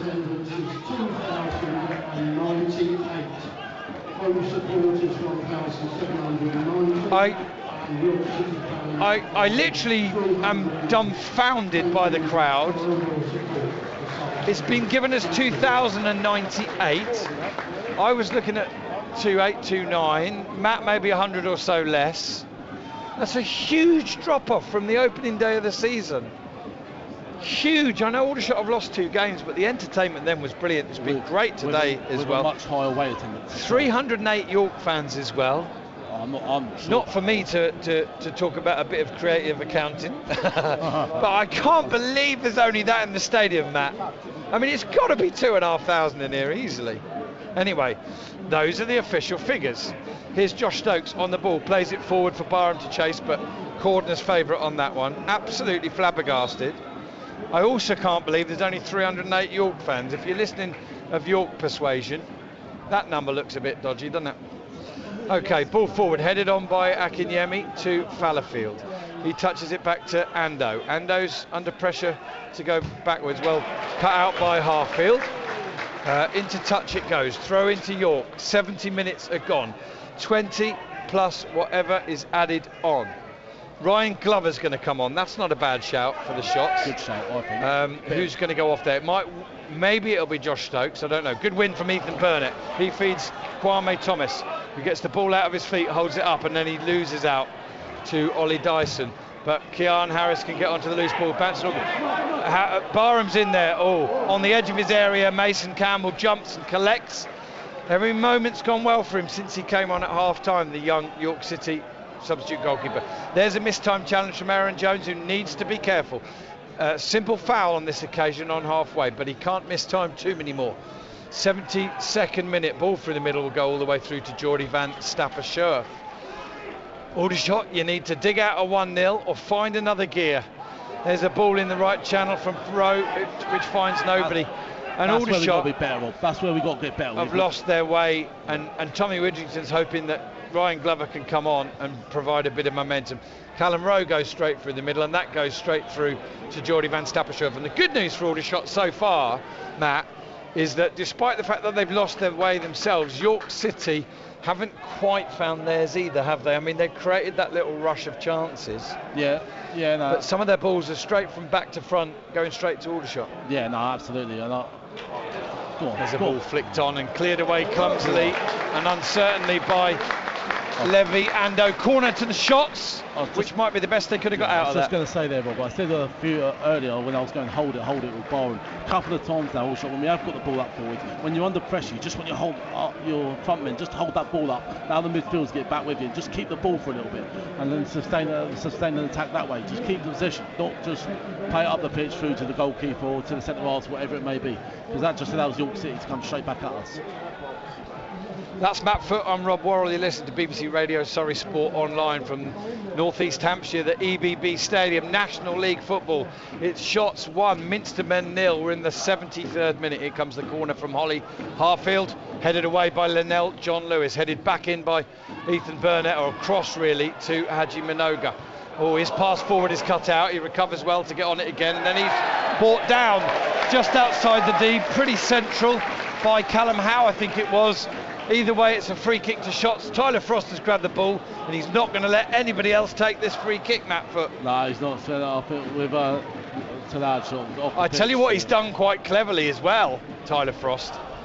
That ball was only just outside the D. He's pulled it back to about 25, 26, 27 yards, which is a better distance to get a ball up and down. Yeah, I agree with you. Yes, I think he's done that deliberately. Yeah. There's no way that free kick was there, and the referee somehow has been hoodwinked. I don't think probably York City will mind too much, but Tyler Frost can have a go here. And I was speaking to him off air before the game, and he said, Ollie's letting me have a few more. He's a good strike. It does hit the wall though, and it comes back out. Frost goes down again, and he's pulled down again by Ando, who's going to get a yellow card, is he? I'm not sure. Yes, he is. So that's the quota of 5 yellows for the ref. 3 to Shots, 2 to York already.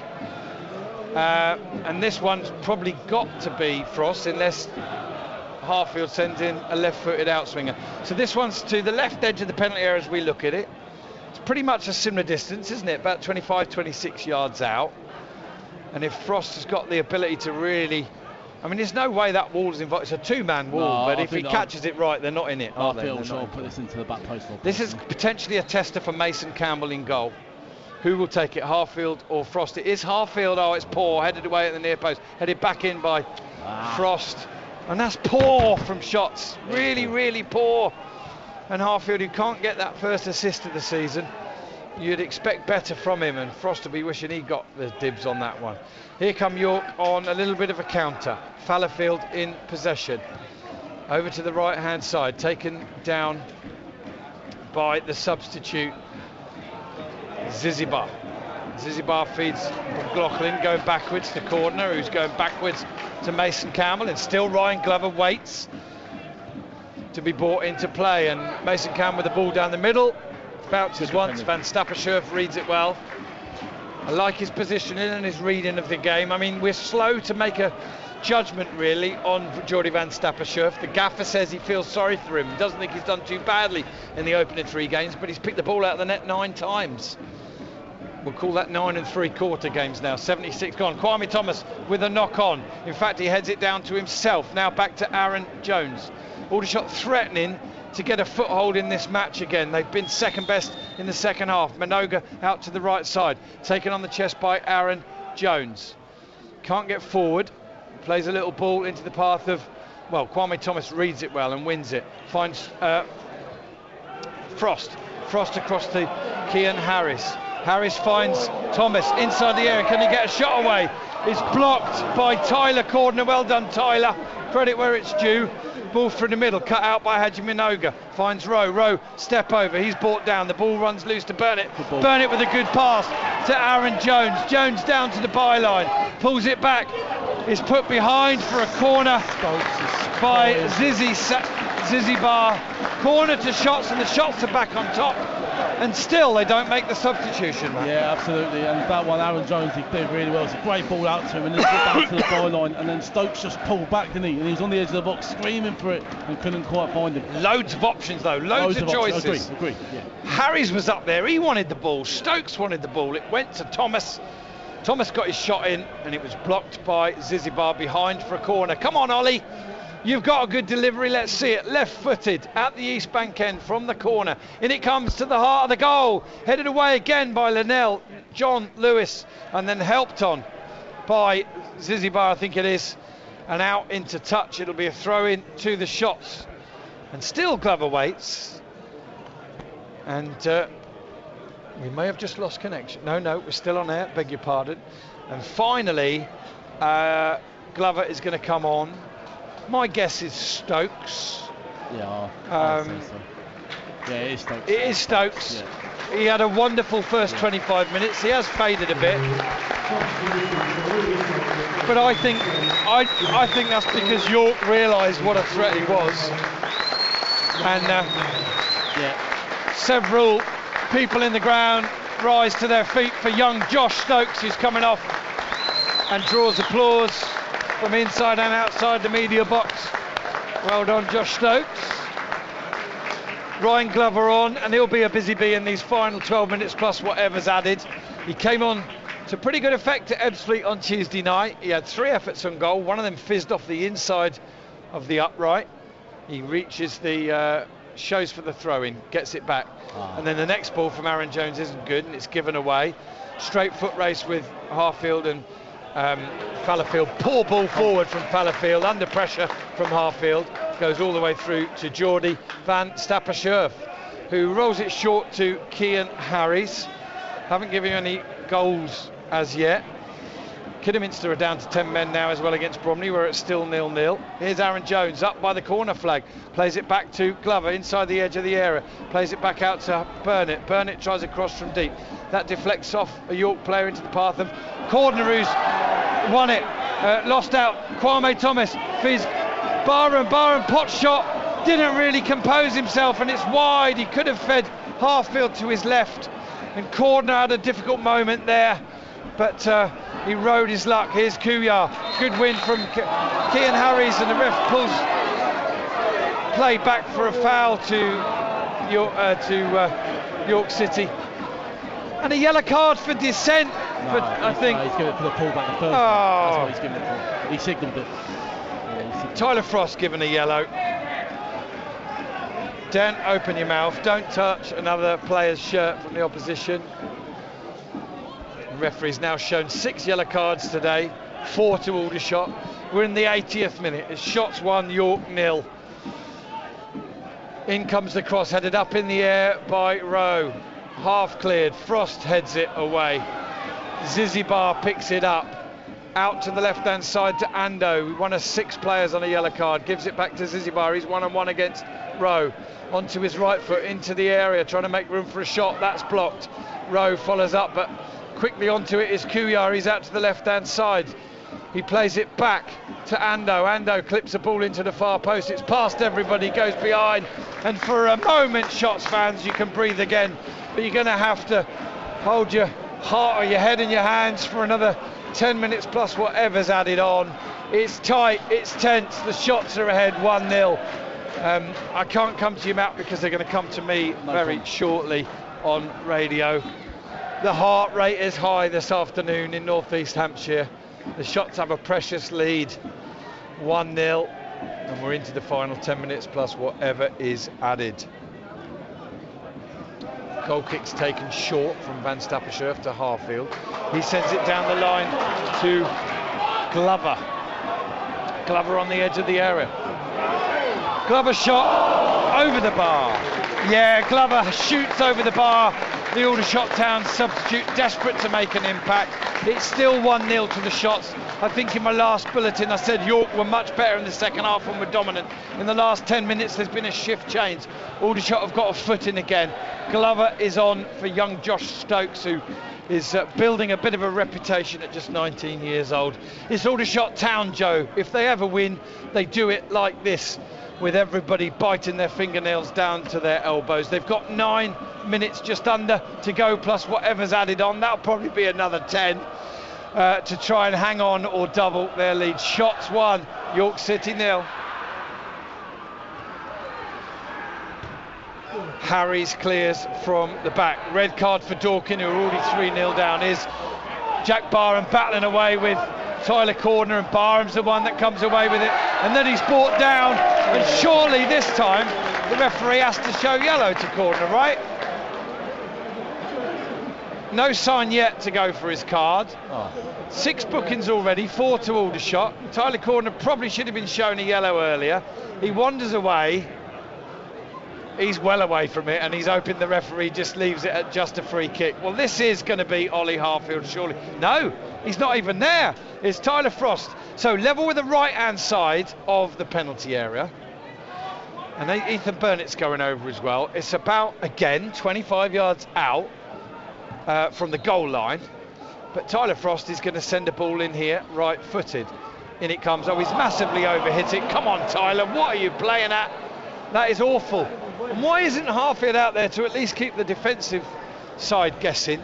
I know he's not known for banging them in top bins, or Ollie Harfield, but a little bit wasteful from set pieces, Aldershot. They could have perhaps doubled their lead if they'd been better. Yeah, no, absolutely, Rob. And you know that's a wasted opportunity there. You got 83 minutes and you're 1-0 up. Good opportunity to put a good ball in, left foot or right foot, whatever you chose. They decided from the offset to go with the right foot, and it's gone straight out for a goal kick.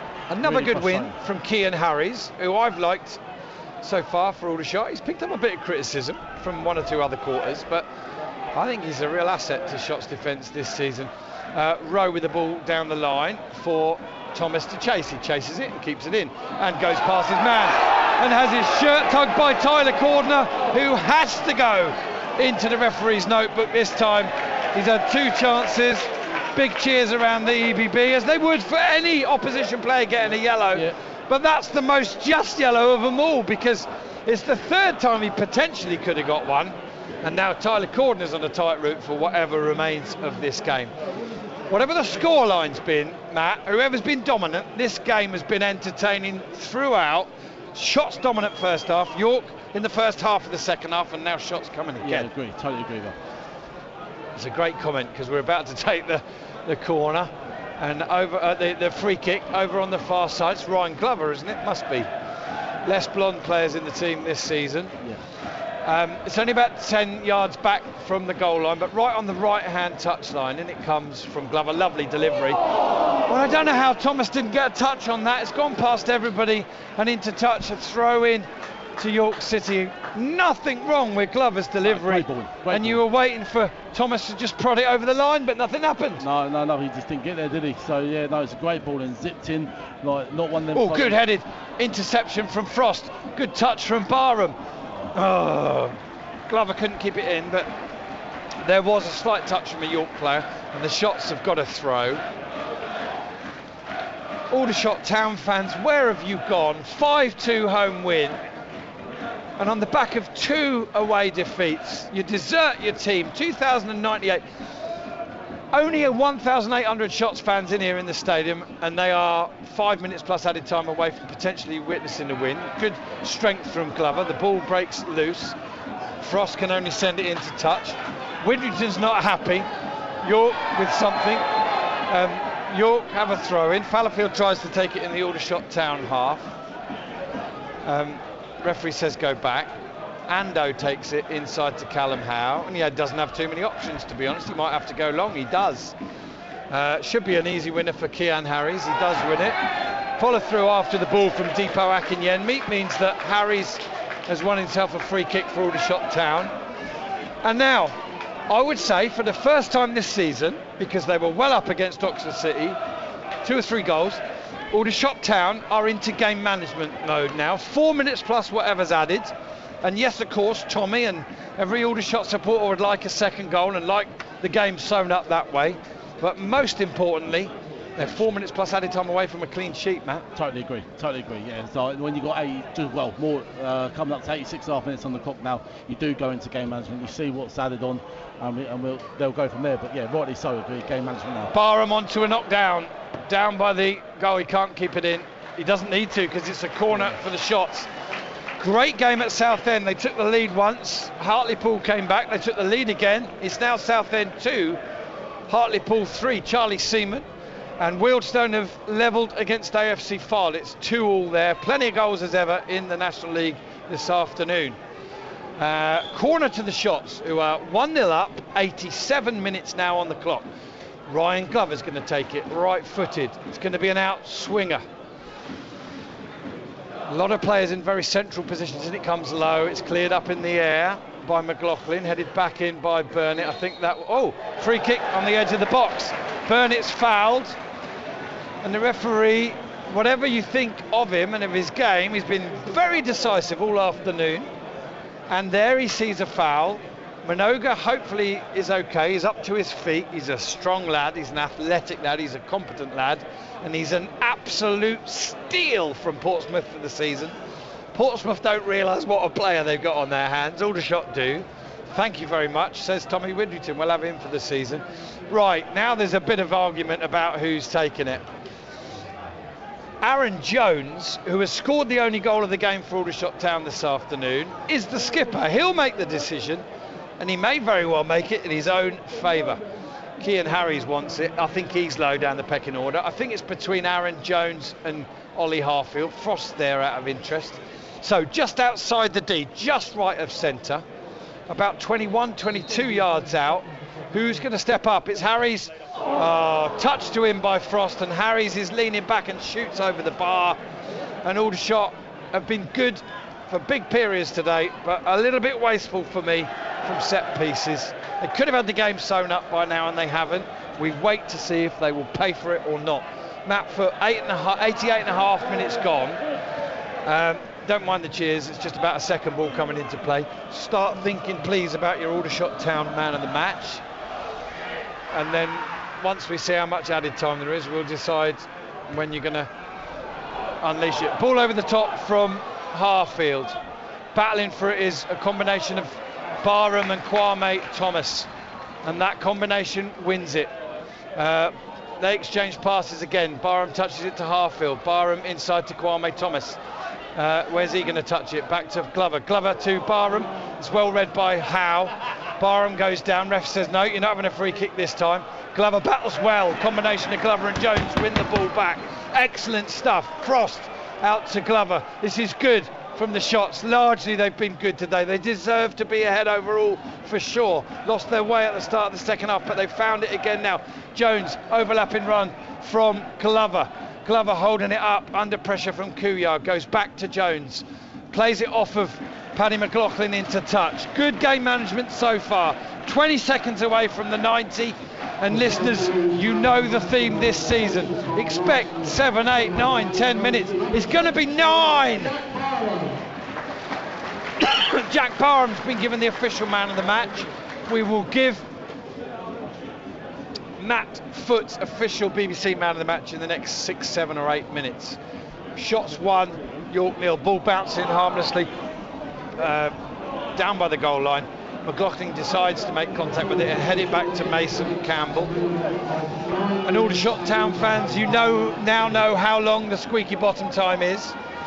9 minutes plus whatever's added on from the 9 minutes. Here's Kuyar picking the ball up on the edge of the Aldershot Town final third, sending it out left to Xander Zizibar. Zizibar's ball forward is cut out by Rowe, gets there in front of Linnell John Lewis and clears it, and the ball bounces off of the roof of the south stand. Another ball comes in from the sidelines.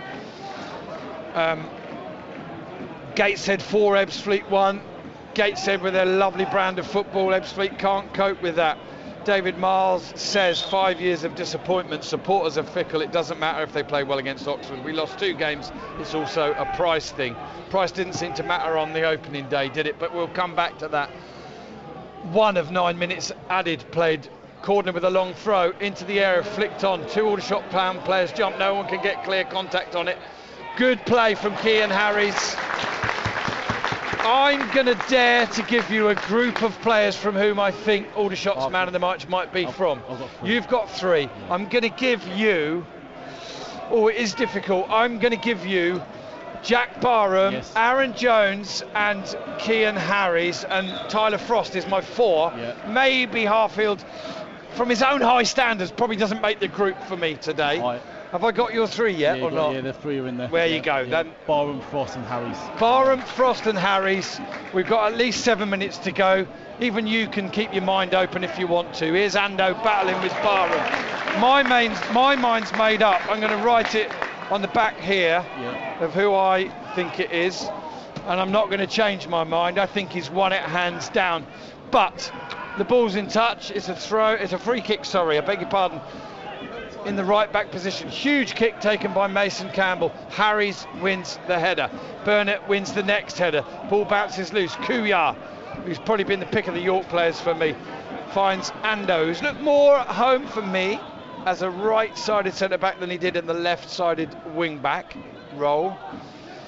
And another huge kick from Mason Campbell as Cordner stays up like he used to do late on for Aldershot. Great win from Harfield. Header on from Glover. Ball's out to Kuyar. Kuyar tries to get it out to the left-hand side of the area. It's taken down by Dipa Akinyema. He's in. Ball in. Oh, it's towed in by the nous of Linnell John Lewis. Akinyemi with the assist. John Lewis toes it in. And Aldershot are potentially going to draw a game in which they've led for so long. We've got 6 minutes of added time left, and agonisingly the Minster men have equalised. Shots 1, York 1. Literally, so I was trying to not say it on the mic. Get out. So the first ball was dealt at Tyler Corner, where Rob said Tyler Corner went up. We got the header, when we got out, and we just didn't get out well. Whereas a bit of a young side, maybe just stayed in there, and that's, for me, that's where they've been punished. So had to get out a little bit quicker there. They didn't. That allowed the ball to come back into the back post, and they've been punished. They've been punished big time. Oh dear, we've called it so many times.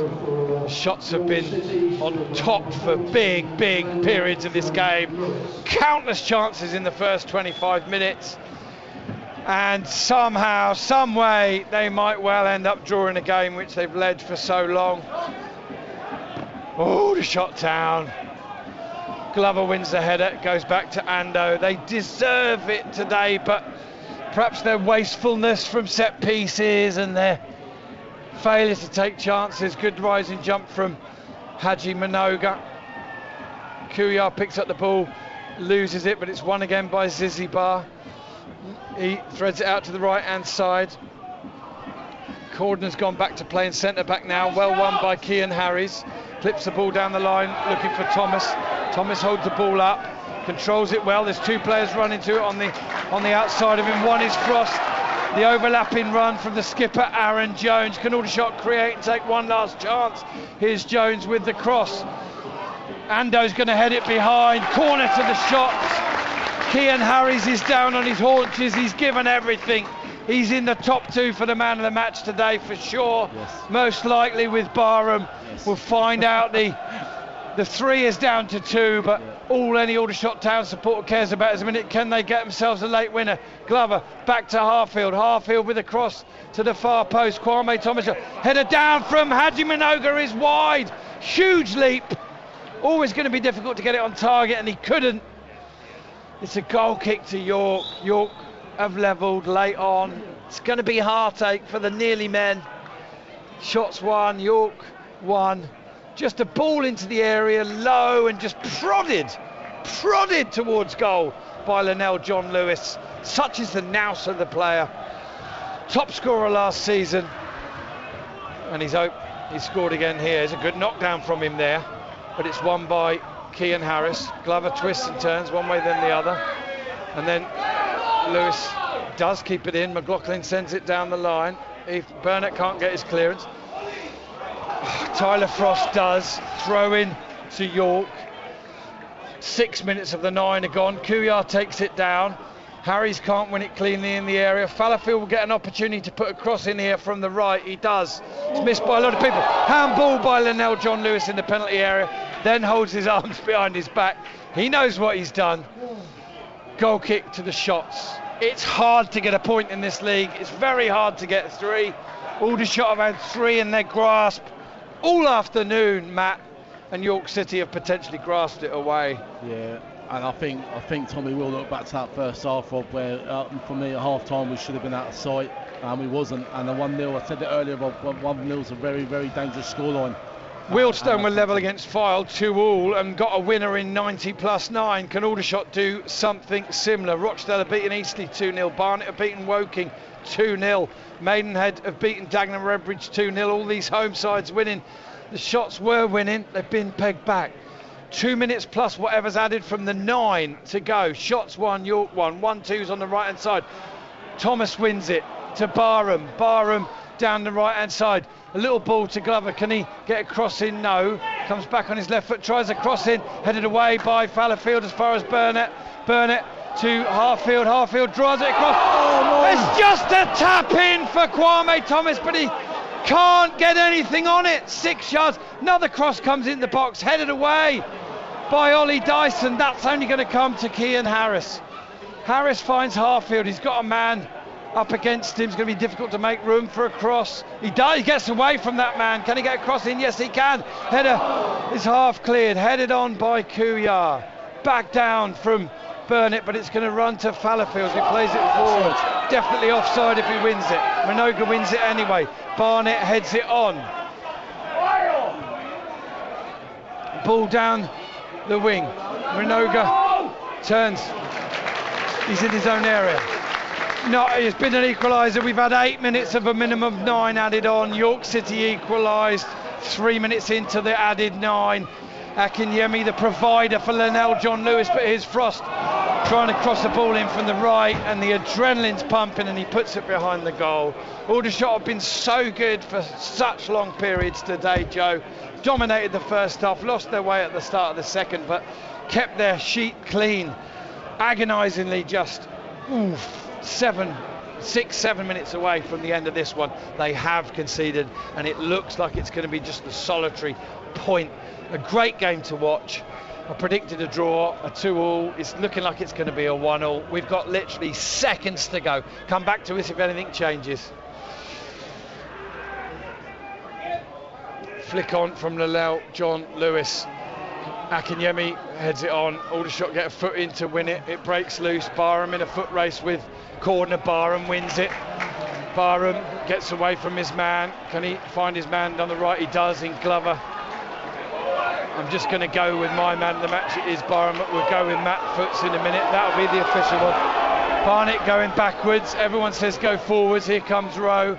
Rowe looking for... Oh, that's a foul, surely, on Jones. He'd given one last chance, perhaps, Matt, for shots to get some bodies into the area. Rowe goes. Minoga goes. Come on, Aldershot. See if you can get a late goal. Man of the match, who is it for you? Jack Barham. Yeah, Jack Barham. We're all in unison. The official man of the match, the commentator man of the match, the summariser man of the match, Jack Barham.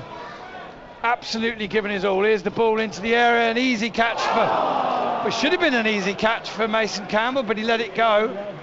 And at the far post, Haji Manoga launched himself. He couldn't make contact either. Goal kick to York. The 9 minutes has gone. 10 minutes has gone, in fact. That could well be it. Entertainment value, 9 out of 10 for me. Pointage, well, it's going to be split as it looks. Goal kick to York. Mason Campbell to take. There's the final whistle. And it's disappointment, it's heartache for the shots. Yeah, the final whistle's gone, Joe. And there's a flat atmosphere in the stadium. They've been entertained all afternoon. The shots have been very, very good at home in both home matches, but they're going to have to settle for 4 points from the 6, having conceded that late sucker punch to Linnell John Lewis, last season's top scorer for York City. For Aldershot Town, well, their standing skipper on the day, Aaron Jones, got their goal in the 41st minute, winning the ball, getting on the end of a 1-2 and scoring from a tight angle. And that's it. It's just a point for the shots. Disappointment around the ground, but they'll go again very, very soon. Final score from the EBB Stadium: Aldershot Town 1, York City 1. Oh, Matt, while I just catch my breath, over to you to try and sum that one up. Try and sum up whether you think Aldershot Town deserved 3 points or not, or whether through their own kind of undoing or poorness from set pieces really have only got themselves to blame for not winning. Yeah, absolutely. They've only got themselves to blame, Rob. And I think they're going to look back to that first half when they really should have gone into half time at least 3-0 up. And I said 1-0 is a dangerous scoreline. This league is relentless, and all the time it was 1-0. York just needed that one opportunity, and in the 93rd minute they got it. I think Aldershot will look at this one as 2 points drop. I think over the course of the 100 minutes, whatever it was, they were the better side, with the exception of maybe that first 20-25 minutes in the second half. 45 minutes we were by far, they came out and then we finished the stronger. So over the course of the game we were the better team, but you've got to take your opportunities, and Aldershot should have gone into half time at least 2, and that's I'm being generous here, maybe more. So the Tyler Cordner derby ends 1-1. Cordner himself, one of 7 or 8 players booked, and his yellow card was a long time coming. But it's agony, it's heartbreak for the shots. The only one little thing, Matt, the agony and the heartache for shots probably at home last year would probably be a late loss, wouldn't it? Not a late draw. Yeah, maybe so. But this league's relentless, and I think we have to look at that step. And I do believe this Aldershot Town team is a much better one than what it was last year, in my opinion. However, football it's a results-based business, and Aldershot, when you speak to Tommy, I think over the course of the games that we've had so far, he would have liked more points on the table than what he's currently got. But have Aldershot taken a step forward? Yes. If you want, this is a bit of an off the kind of pitch moment, but if you want any indication of what a well brought up lad Josh Stokes is at 19 years old, whose head could be full of ego right now, he's the Aldershot Town player clearing up all the half drunk and empty bottles in the substitutes bench. Of course, he may have been told to do it, but nevertheless he is doing it. And getting back to the point though,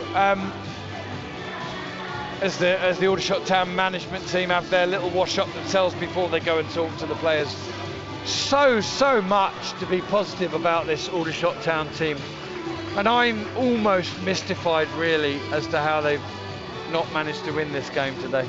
No, absolutely, they should have won this game, and this game today is definitely 2 points dropped, so there's no getting away from that. They've come out with it with 1, they should have come out with it 3, so they've come out 2 points dropped. And I think Aldershot, at home we look very, very good. The 2 home games we've had, performance-wise, we've been very good. Away from home, will they adapt a little bit more in terms of will they be as expansive with the 2 up top and the 10 away from home? I'm not so sure they will going forward, personally. Something that I'm sure the management team might be looking at. But at home, it's working definitely. And I'd like to think next home game there'll be a bigger gate here because this performance deserves more than what we got today. I'm a little bit gutted because our two kind of final group for man of the match, Jack Barham played his heart out but didn't get a goal, and Kean Harris played so well at the back as well and didn't get a clean sheet. So that sort of adds to the frustration from a media point of view. You always look at what's the angle to talk to somebody after the game. Josh Stokes, you know, caught the eye again but didn't last the game and perhaps faded a little bit. You know, so I'll have to think about who to talk to player-wise from this one. But Tommy Widgerton, I think, is probably going to be talking about performance levels over result again, because the performance levels from Aldershot Town this afternoon were enough to win any game of football, weren't they? Yeah, absolutely. Performance-wise, you know, Tommy won't ask for any more from them, and I'm sure he won't. You know, the performance was very, very good. Yeah. But with the exception of, in that first half, being more ruthless in front of the goal. That's the only exception, and now that's what's come back to haunt us, isn't it? Because 1-0, we all know, Rob, 1-0 is always a very, very dangerous scoreline, especially when you're getting 9-10 minutes added on at the end of games. Yeah. Listeners, I mean, if you're still with us, of course there's a lot of disappointment, but be optimistic about the cohesion of this team. It already has much better patterns of play than last season's Aldershot Town. As a team, it's going to create more chances this season for sure. Defensively, very, very close to their first clean sheet, and I think they'll definitely have tougher tests in attack than York City. But we mustn't forget that period of 10-12 minutes in the second half where York created 4 or 5 chances in the space of 10 minutes as well. York will probably counter-claim that they deserved a point on the afternoon. They certainly battled for it. I think we should just about wrap it up there, Matt. I want to thank you very much. Matt didn't know if he was doing this today or not. He kept on standby for me. He stayed off the drinks in the pub when he could easily have had a good old neckful with his mates today. So thank you for that, Matt. I hope you've enjoyed the game. Yeah, no, it's really, really good to be back, you know. So back behind the mic. So yeah, really enjoyed it. Thanks for having me. And yeah, whenever you need me, more than happy to come back and join you again, Rob. Great stuff. I'm trying to find the email with the name in and I can't, but I just want to say to you listeners, no midweek game, and then 2 games next weekend. The first game is here again at home to Wealdstone. Steve Gibbs will be back in the chair as the regular home summariser, and I can't remember, forgive me, the name of the commentator who'll be with him. I'm actually away up north at a family wedding, so I'm going to just have to bite my nails between 3 and 5 and hope for the best. But I do intend to be back from up north and down the extreme south come Monday when Aldershot Town will be playing at Eastleigh, somewhere where you've done the summarising a couple of times. Are you going to that one or not? Yeah, I'll be there. Yeah, I'll be there. Okay. Well, I'll tell you then. Matt's on standby to be the summariser there. I'm waiting to hear whether or not another ex-Aldershot Town player is available for that game. But if not, it'll be Matt Foot in the chair at Eastleigh, which he's done before, and he's done before to good effect. So a full week for the Shots to prepare, and they'll have to use their squad wisely, won't they, over next week. We hope that O'Keefe is able to take some part again, because Shots are a bit light in midfield, but Burnett come on, didn't he? Yeah. And he looks a competent enough player, doesn't he? Yeah, absolutely. If you've got him as a backup, then with the budget that we have, then that's thank you very much. You've got Ochieng as well, of course, who's not in the squad. You can't really let him go out on loan at the minute while Widrington and O'Keefe are carrying injuries. Yeah. And also, by the way, he's not a bad footballer, you know. He's probably feeling a bit hard done by a little bit, you know. Maybe away from home, he could be one to come in if you do want to solid it up a little bit more, potentially away from home. Yeah, fair enough. But that's good headaches to have for Tommy, isn't it? Absolutely. Good performance this afternoon from the Shots, not quite matched by the result. Final scoreline here from the EBB: Aldershot Town 1, York City 1.